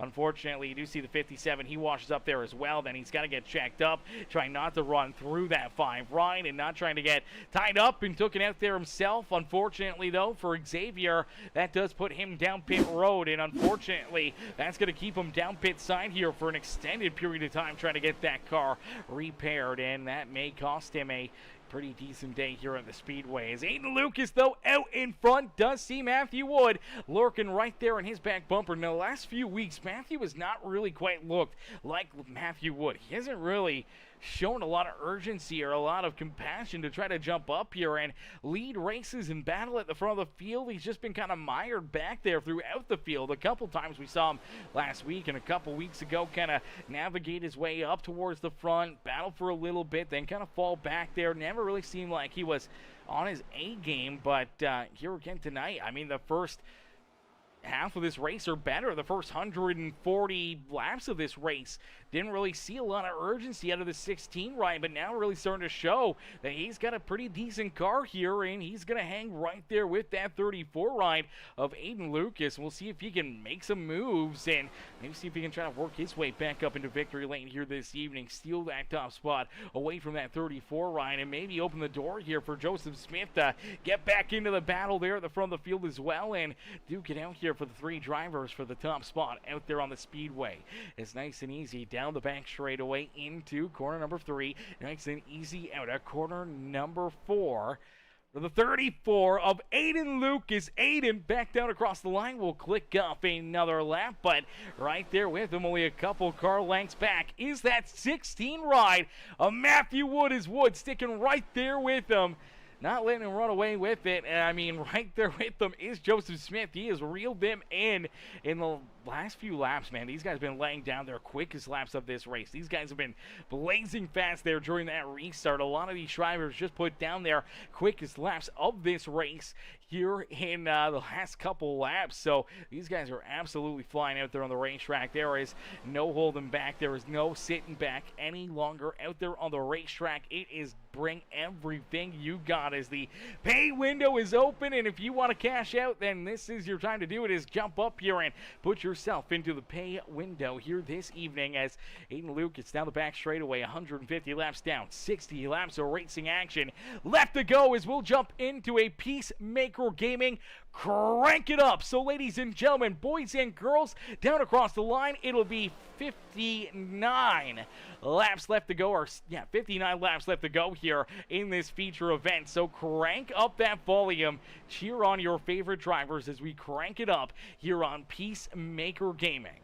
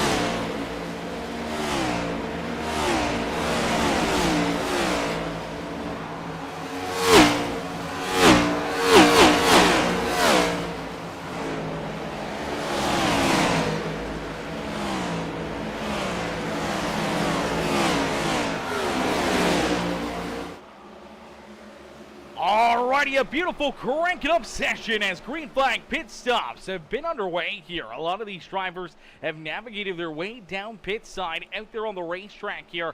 Now this is quite a bit of an earlier green flag pit stop than what we were really thinking we'd see out of these drivers. Coming down pit road this early, this soon out there on the racetrack has made things very, very interesting because they still got a lot of ways to go. They still got a lot of laps left here this afternoon, but making that pit stop, they should be good to go on fuel to the checkered flag here. Some drivers cut it very close. Other drivers gave themselves enough time where they'd be good for a little NASCAR overtime here if we do see some late race restarts. As that crank it up there, the Peacemaker crank it up is brought to you by Uncle Rod. Laugh out loud, he says.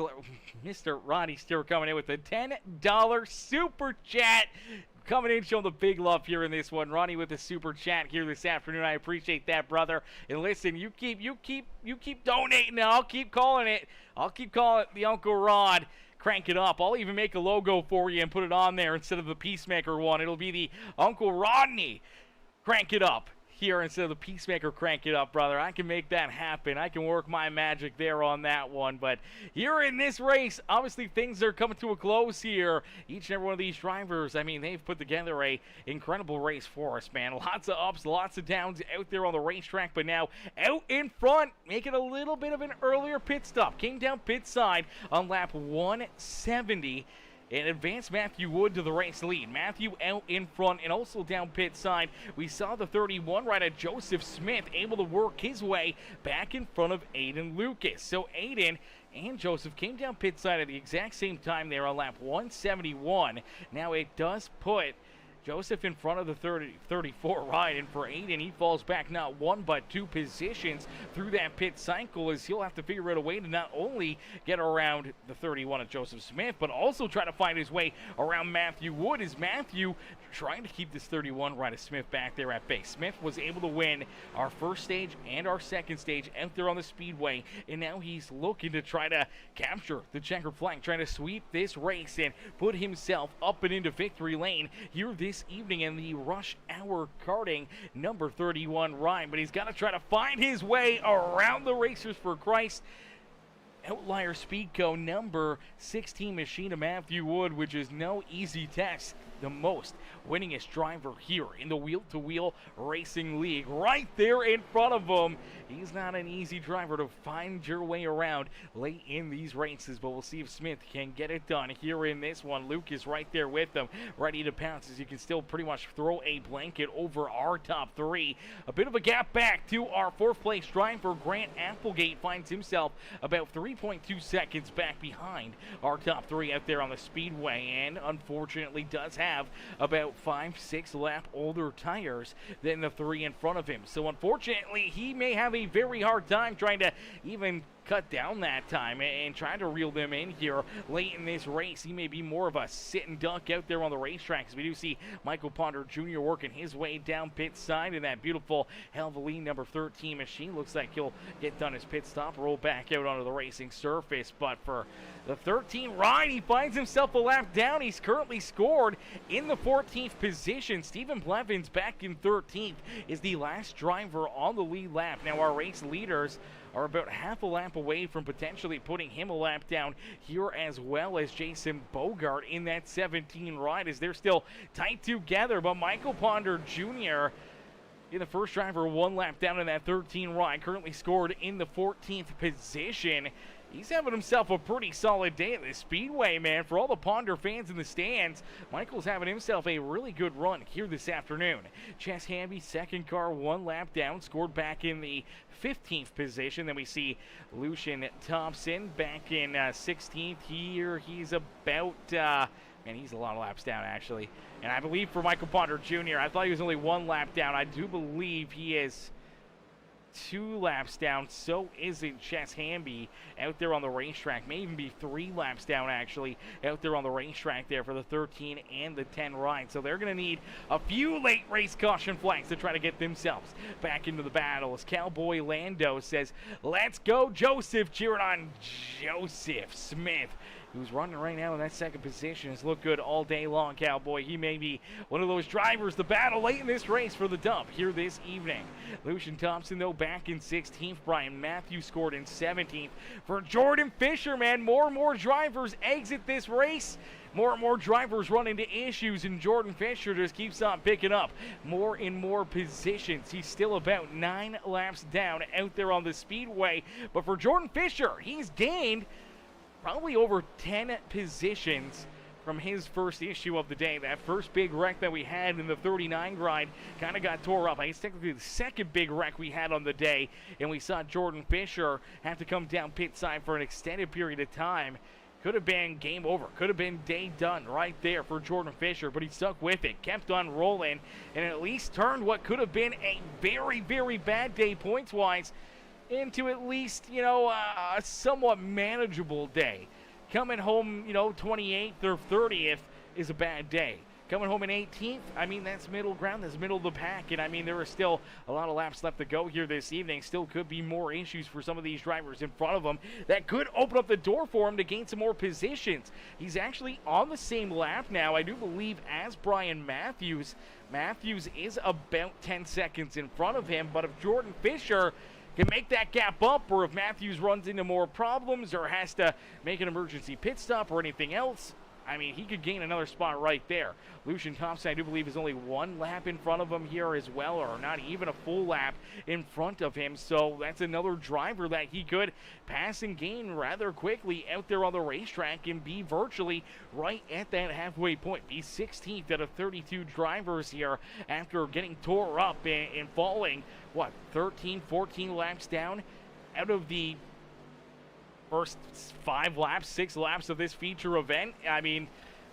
That's crazy. That's crazy. Great day. Great, battle and, intuition to stick with it and keep on digging out there on the racetrack and just not giving up there this afternoon. So he stays with it, and Matthew Wood out in front, though, looking to start to pull away here from Joseph Smith. Smith was right there with him out of the pits here, and now all of a sudden Matthew's starting to pull farther and farther away from this 31 ride. And unfortunately for Joseph Smith, I don't know if this is by design, if this is part of his strategy, maybe just trying to roll out of it, maybe save a little bit of tire right here, hope that Matthew maybe burns his stuff up a little bit sooner, and if Joe can save a little bit, maybe he'll have a good enough tire late in this race that he'll be able to make the move to jump up and steal that top spot away from Matthew here late in this race. Aiden Lucas back there in third, about 3.5 seconds back. You do see Applegate there in fourth.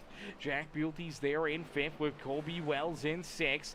Evan Stewart, Ryan Haller, Terrence Murphy, and Wyatt Mickelson rounding out our top 10 there on the speedway. Austin Thompson scored in the 11th position with Jason Bogarts back in 12th, and Stephen Blevins in that 13th spot here on the racetrack, trying to stick with it. But man, look at Evan Stewart. Evan Stewart up inside the top 10 now as well. He's found another gear here in this final run of the day, and may have another spot or two available right here in front of him if he can jump up and battle with Colby Wells and see if he can try to make the move around a couple of these other lap down drivers here. He's got to make up a lot of ground to catch up to Wells, but Evan's shown that he can do it. He's got some good pace out of this 37 ride, and hoping to try to keep that gap between him and Haller and Terrence Murphy alive here throughout the final 20 laps of this feature event. Is 20 more laps here this evening, as Ronnie says. Wood was sandbagging. He was sandbagging. That's definitely a possibility. That's definitely a very real thing that could probably happen. I feel like potentially Matthew Wood may have been sandbagging a little bit out there, may have just been playing coy for the first while of this feature event. But hey, sometimes that's what you gotta do, man. Maybe not show your hand at first, maybe just kind of keep them back there in your back pocket, kind of catch these guys off by surprise, and then just jump up here late in the race and steal it. But that's normally not what we see out of Matthew Wood. Normally we just see Matthew jump up there and just kind of be dominant through a lot of these races. But here the last few weeks, he's been kind of playing coy. He's been kind of sandbagging a little bit, where he's kind of held back and sat back out there and then trying to make moves late in the race to get up here to the front of the field. And for a couple weeks, it didn't really work out for him, but here this week, it seems like it's playing right into his favor. And for that 16 ride, he sits out in front, holds on to the top spot. He's still got about 8, almost 9/10 of a second between himself and Joseph Smith.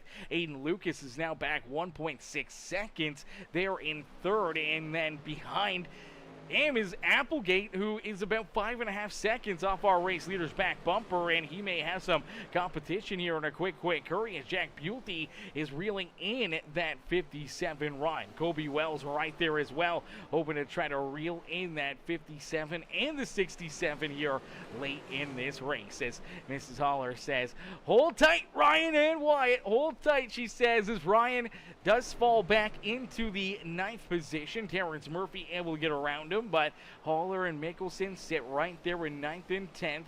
Austin Thompson, though, right there behind him in that 11th position, hoping to knock maybe one of them outside of our top 10 here late in this race. But they're going to look to try to hang on to those top 10 positions here this evening, as Jason Bogart's back there in the 12th position, and Blevins there in 13th here, rounding out our lead lap drivers here in this feature event. But Matthew Wood out in front, starting to stretch it out a little bit more here, down through corner 1 and 2. Almost a second gap between himself and Joseph Smith, but a good run out of 2. Smith brings it back in to about that 9/10 of a second as Matthew tries to find that extra lane, trying to pull a little farther away, give himself that extra bit of breathing room. But it seems like corner entry, Matthew's quite a bit better on corner entry, and it seems like Joseph Smith is much better on corner exit, and that's giving him some good, straightaway speed here that Matthew may not quite have. But Matthew's just gaining so much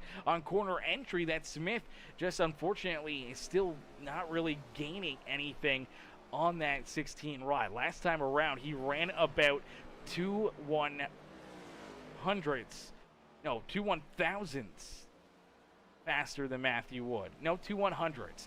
2 100ths faster. So, 0.01 seconds. This time it was 0.06 seconds the other way, for Matthew Wood being just that ever little bit quicker out there on the racetrack and just kind of bouncing back and forth, but really not gaining, not really losing anything. But being, a second back is definitely going to be tough to try to rebound here, especially with only, 12 laps left to go this time by the start-finish line. So for Matthew Wood, down across the line, he completes lap 198. We got 12 laps left to go here from Nashville Super Speedway. Smith in tow, Lucas back there in third. Applegate still holding on to position number 4, but Jack Bulte's right there with him. Colby Wells there in 6. Evan Stewart trying to track him down, but also trying to hold on to that 7th spot here on the speedway. He's going to gangle lap down cars right there in front of him, and Terrence Murphy working right to his back bumper here. Murphy closed that gap up rather quickly as well.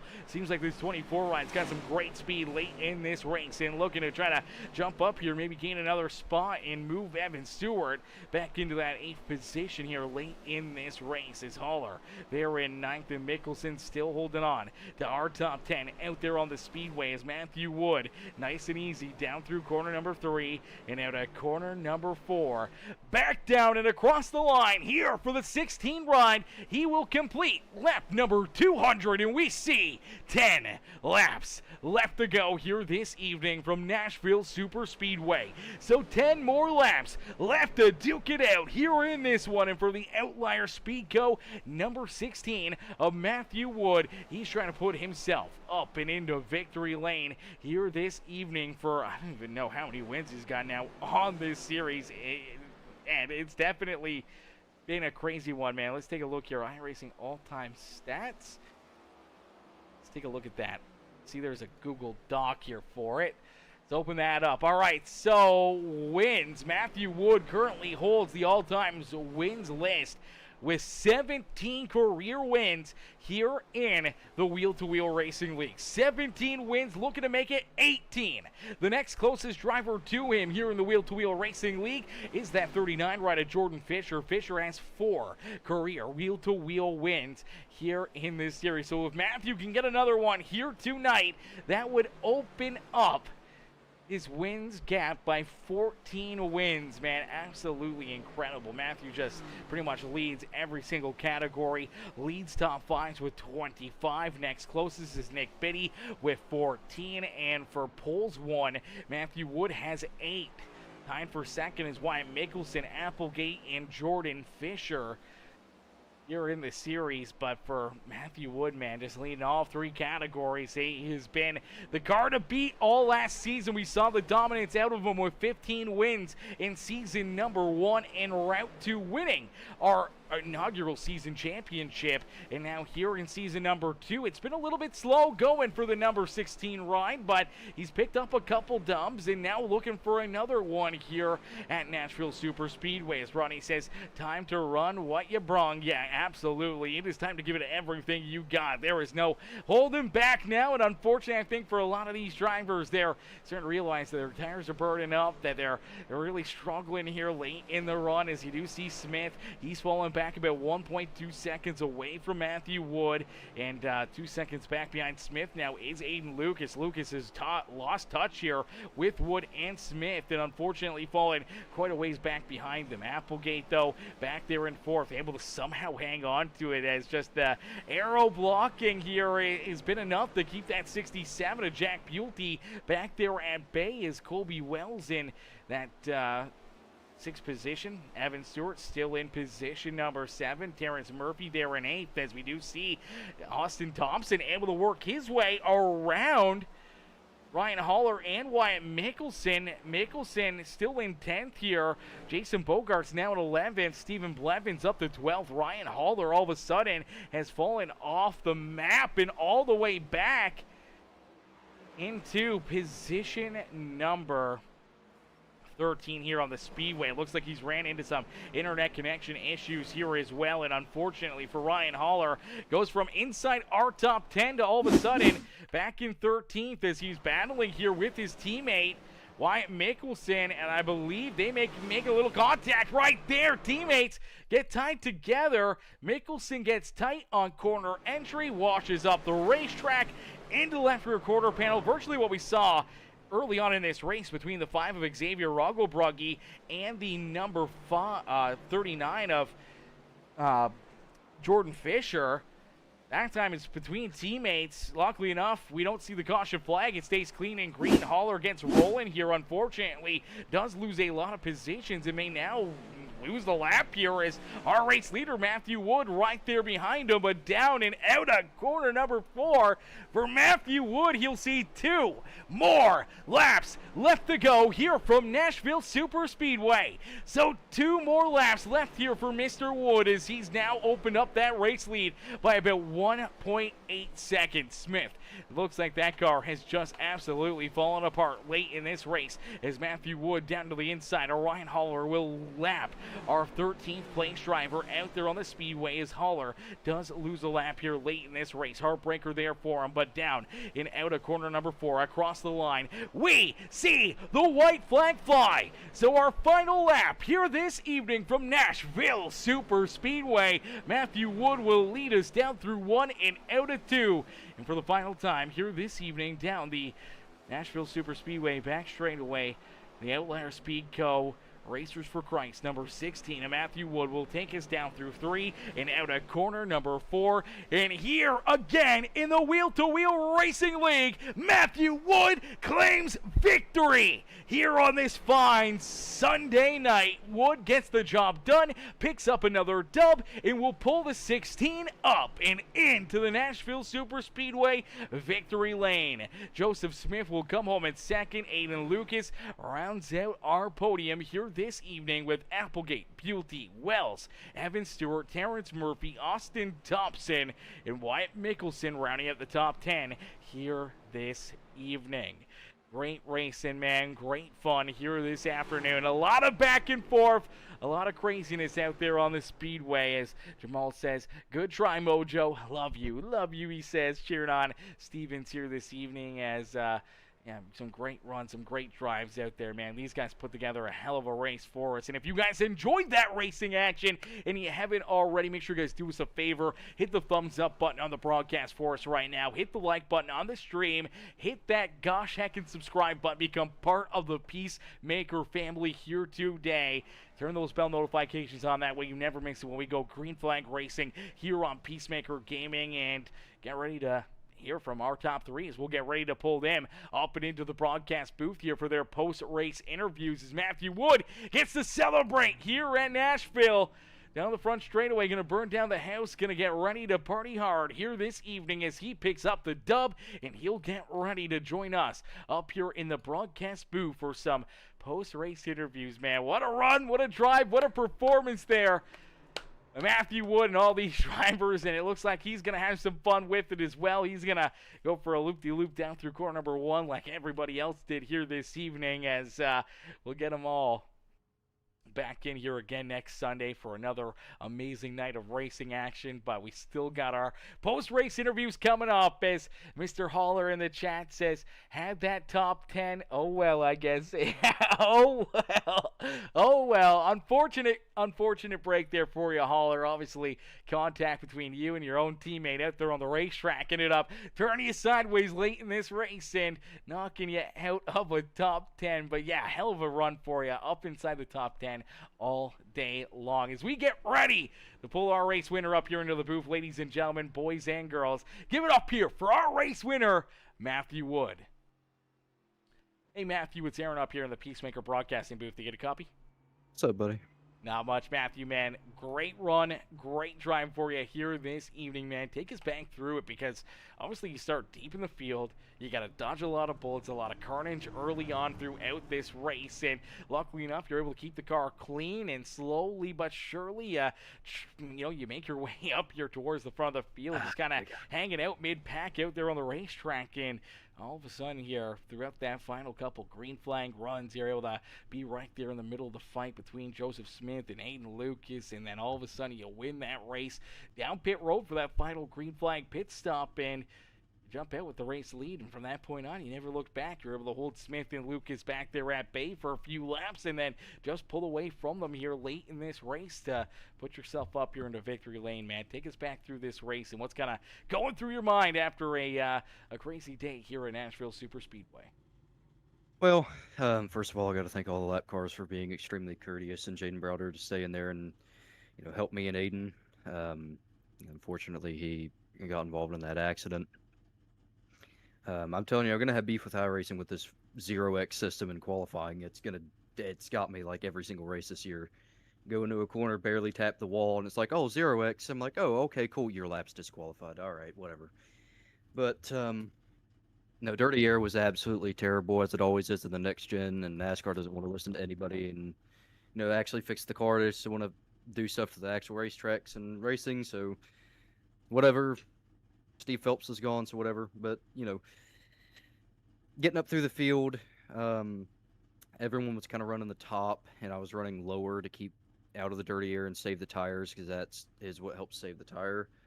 But no, I really couldn't figure out where I was going wrong, and then I finally figured it out there at the end, and I was running some of the best laps I had all day.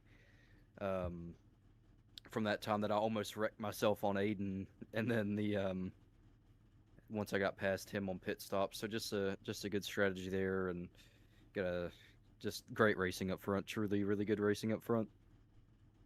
Yeah, really good racing, strong performance there, throughout the closing half of this race. I mean, it was a little rough there at the start, but all of a sudden when we started to get some good green flag laps under our belts, things got fairly cleaned up and minimal caution flags here late in this race, and obviously no late race yellows to really make things that much more interesting, giving, Smith, Lucas, Applegate, any of these other drivers back there a chance or an opportunity to try to steal this top spot and the win away from you here this evening. But man, that was a great final run, and obviously Smith was hanging with you there for a long time, and then all of a sudden it seemed like in that final 15-20 laps you just said goodbye to him and started to just pull away more and more and more. His tires falling off, and you're just hitting your marks and running consistent laps, and drove off into the sunset here in Nashville.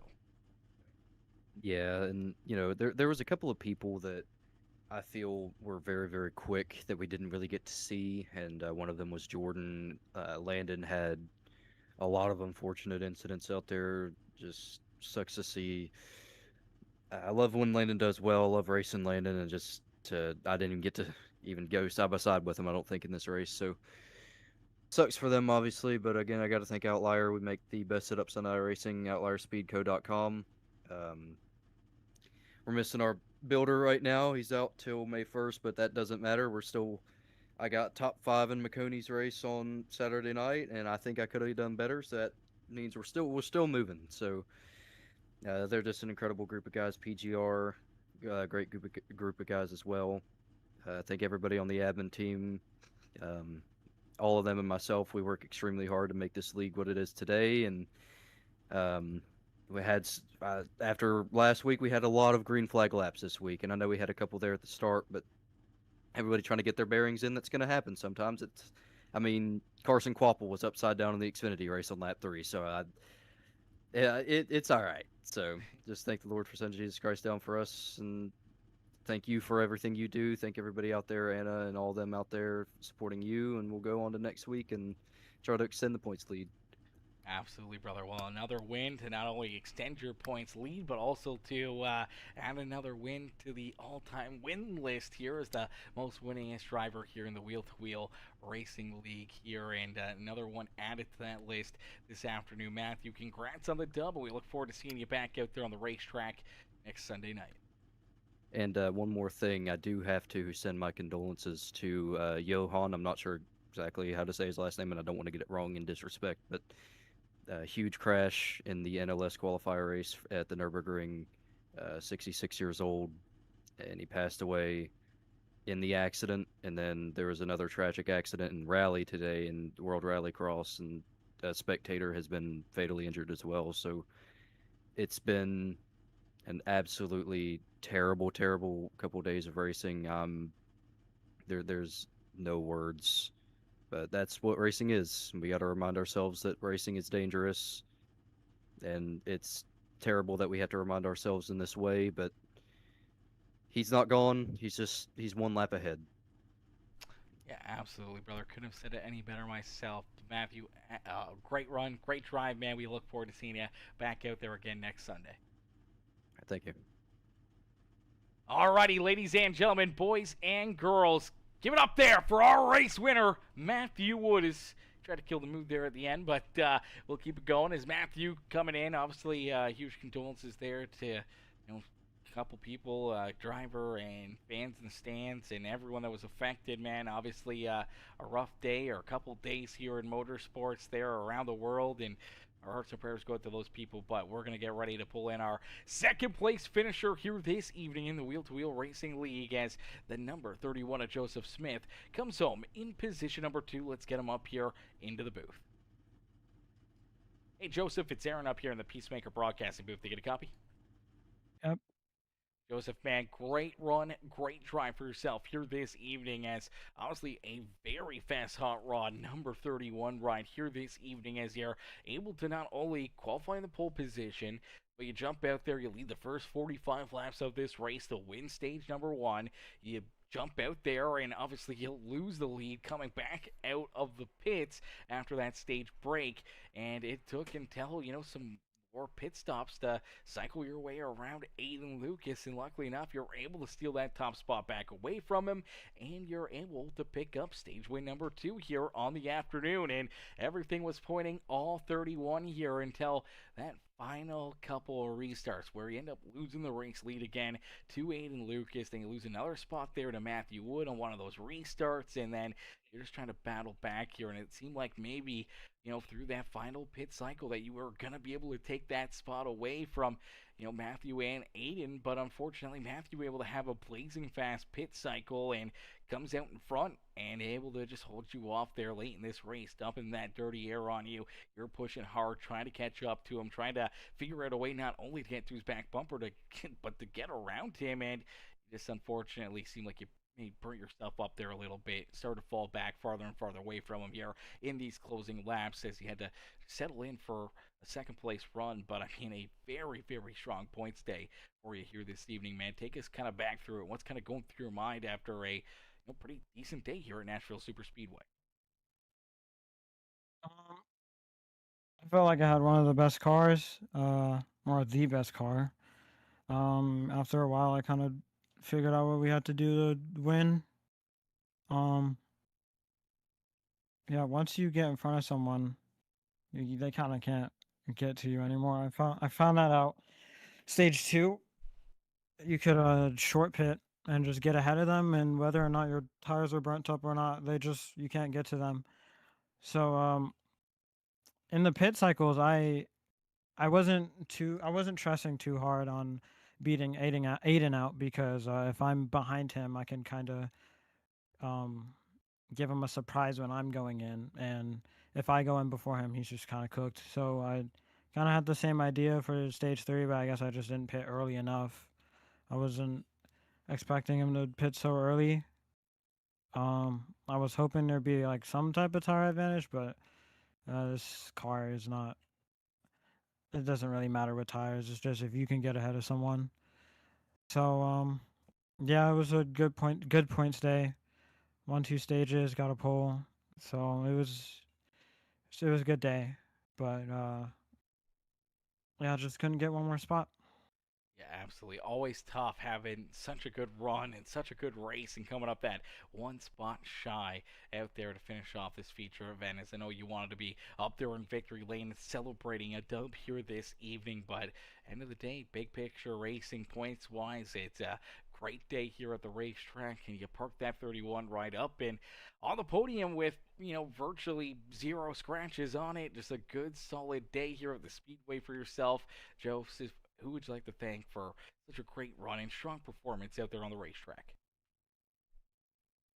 Just the usual. My team, everyone at Chesapeake Racing, all my family and friends who watch every race and all these races, no matter what day, what time it is, they'll always find a way to watch. And thanks to Fishbead, this league knows what Fishbead is.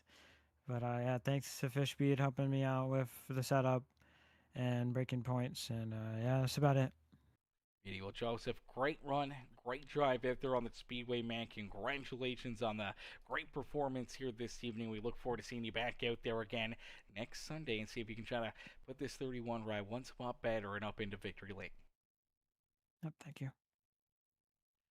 Alrighty, ladies and gentlemen, boys and girls, give it up there for our second place finisher, Joseph Smith, as Joseph comes home in position number 2 here this evening, as we'll get ready now to pull in our third place finisher, the number 34 of Aiden Lucas. Hey Aiden, it's Aaron up here in the Peacemaker Broadcasting booth. Did you get a copy? How you doing, buddy? Not too bad, Aiden, man. Strong run, good race for you here tonight. Obviously, some great stage points, but also at the same point in time, some good laps led here. Strong race car all night long, and then there in those closing laps, unfortunately, just fell a little too far back behind Joseph Smith and Matthew Wood, and obviously just the battle down pit side cost you those couple spots late in this race, man. But take us back through what's kind of going through your mind, and what do you think cost you potentially the dub here this evening? Yeah, man, it was horrible to pass. Like you could pass in the pack, but you just couldn't pass the leader. I don't know why it's like that. It was not not fun when you would get put back there, but when you're the leader, you love it. You just love it. But yeah, unfortunately, we lost points to Matthew, which is the one guy ahead of me in the standings. So we're trying to claw that back, but well, that'll have to wait till next week. I think Atlanta, so we'll see how that goes. That's a little bit of a wild card. Yeah, absolutely. I don't know if that's old Atlanta or if that's the new Atlanta. Oh, we're going speedway racing, baby. Ooh, all right, all right. Well, so yeah, so that's gonna be interesting. Obviously, yeah, just a wild card kind of race right there. It can either go really good or can go really bad for you there in a quick hurry at Atlanta Motor Speedway. With a big one is bound to happen out there on the racetrack. Just got to be in the right place at the right time. And unfortunately, there's a lot of drivers here tonight that found themselves not in the right place at the right time and ended up getting some very serious damage and early exits here this evening. And going back through some of those issues, we saw even the two-rider Leighton and Burbage get timed together a couple times out there on the racetrack. Take us through the contact there and what was kind of going on between you and the two-ride. Just kind of started off with first. I hate it for him. I didn't mean to get into him, but he just braked. At least how it felt to me, he broke super early going into one, and I just barely hit his quarter. Yeah, I just wasn't expecting him to jump on him right there, but yeah, I apologize, and yeah, hopefully we'll see him next week. Yeah, absolutely tough break there, tough contact as you're out in front, you're leading the way, he's damaged, and a couple laps down at that point, and obviously making more contact there. Now, luckily enough for yourself, it didn't really give you any damage out of the deal, so that was a great break for you. I thought for certain that the right front was going to have some pretty serious damage there on it, but luckily enough, you kind of got out of that, unscathed out there on the racetrack. Yeah, definitely got a stroke of luck. I think I used up all my luck at that point. Yeah, Matthew short pitted us, and then Joseph entered pits the same time as me, and I had to give way to him, unfortunately. But yeah, we were lucky not to die from that Landon incident. Yeah, absolutely. Could have put you back and took you out of this race early on and could have eliminated a lot of good stage points there for you. But luckily enough, you're able to earn some really good stage points, still come home on the podium here this evening. So another good points race, another strong performance for that 34 ride as you park it up here on the podium. Aiden, who would you like to thank for another great run and strong drive out there on the Speedway? Um, First off, thank you, Peacemaker, bringing the show to the people. It's always awesome. Yeah, thanks to the Wheel to Wheel admin team, Jaden, Evan, Fisher, Matthew, Darren, all those guys helping make the show possible. Thank you to the LHR boys, Browder, Huey, Boyles. Unfortunately, Boyles couldn't be here. He's off big money ARCA racing. So, and yeah, thank you, Chattanooga State Water Aquarium Community College. Go Blobs. Beauty. Go Blobs, baby. Aiden, congrats on the third place run. We look forward to seeing you back out there on the racetrack again next Sunday night and maybe, getting a little good luck next week and maybe parking this 34 ride right back up here in the broadcast booth and maybe a couple spots better and up into victory lane. Yep, that's the goal. Be talking to you next week. Absolutely, brother. Enjoy the rest of your night. You too, buddy. Alrighty, ladies and gentlemen, boys and girls, give it up there for our third place finisher, Aiden Lucas. As Aiden comes home in position number 3. Good run, good drive there for that 34 ride. Obviously, a little heartbroken there, a little upset that, there was the contact there, and apologize there to the two ride of Landon Burbage for that contact between the two of them out there on the Speedway, and unfortunately, contact is definitely always going to be looked at through two different pairs of eyes, and obviously our admin group will go through it and try to figure it all out. And I'm sure if Landon is upset about it, he can put in a ticket and potentially give a points penalty or EOL or black flag to start the race next week from the contact or anything else there. I'm not sure how they do their point standings, but I know there is a ticket system, so if Landon or any of these other drivers that got collected, they got tore up or anything else, are upset about the outcome or what happened, I mean, they can jump in there, put in a support ticket, and voice their opinions and what happened and what went wrong and how it happened there. So the admin group will take care of that throughout the week, and we'll go through some of the penalties when we come back here for the Wheel to Wheel Racing League next Sunday from Atlanta Motor Speedway for what will be a ton of fun. Well, it's actually not Atlanta Motor Speedway anymore. I guess it's the Echo Park Speedway now. The Echo Park Speedway now, they're that formerly was known as the Atlanta Motor Speedway. But nonetheless, man, great show, great race, amazing action here from each and every single one of these drivers, and we can't wait to see them back in action again next Sunday night. But we'll be back here in the broadcast booth tomorrow night. So make sure, if you haven't already, hit the like button on the stream for us. Hit that subscribe button. Become part of the Peacemaker family here today. Turn those bell notifications on. That way you never miss it when we go live here on Peacemaker Gaming. And we'll see you guys back in here tomorrow night for some more amazing racing here on Peacemaker Gaming. But thank y'all for tuning in. Thank y'all for watching. We'll catch y'all back here in the next one, man. Peace and love, ladies and gentlemen. Peace and love. Here at KK Woodscapes, we only work with the finest woods, the finest tools. We sand the wood here at KK Woodscapes. We stir the paint with a wooden stick here at KK Woodscapes. And then we brush the wood with a wooden brush here at KK Woodscapes. And when it's all said and done, we have these perfectly manicured nails. Put the plaques in the trophies, in the envelopes, ship them to your box, and on your way to you to commemorate your special day. Got wood, KK Woodscapes.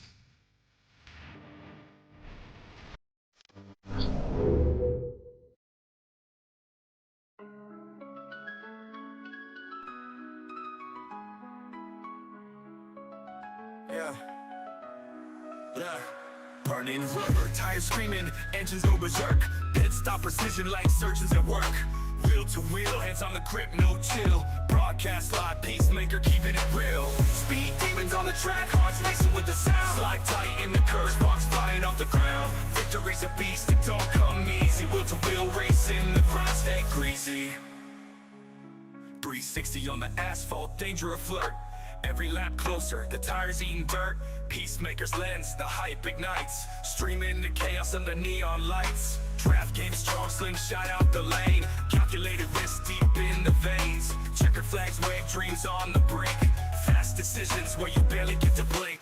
Speed demons on the track, hearts racing with the sound. Slide tight in the curves, box flying off the ground. Victory's a beast, it don't come easy. Wheel to wheel racing, the grind stay greasy. On the asphalt, danger a flirt. Every lap closer, the tires eating dirt.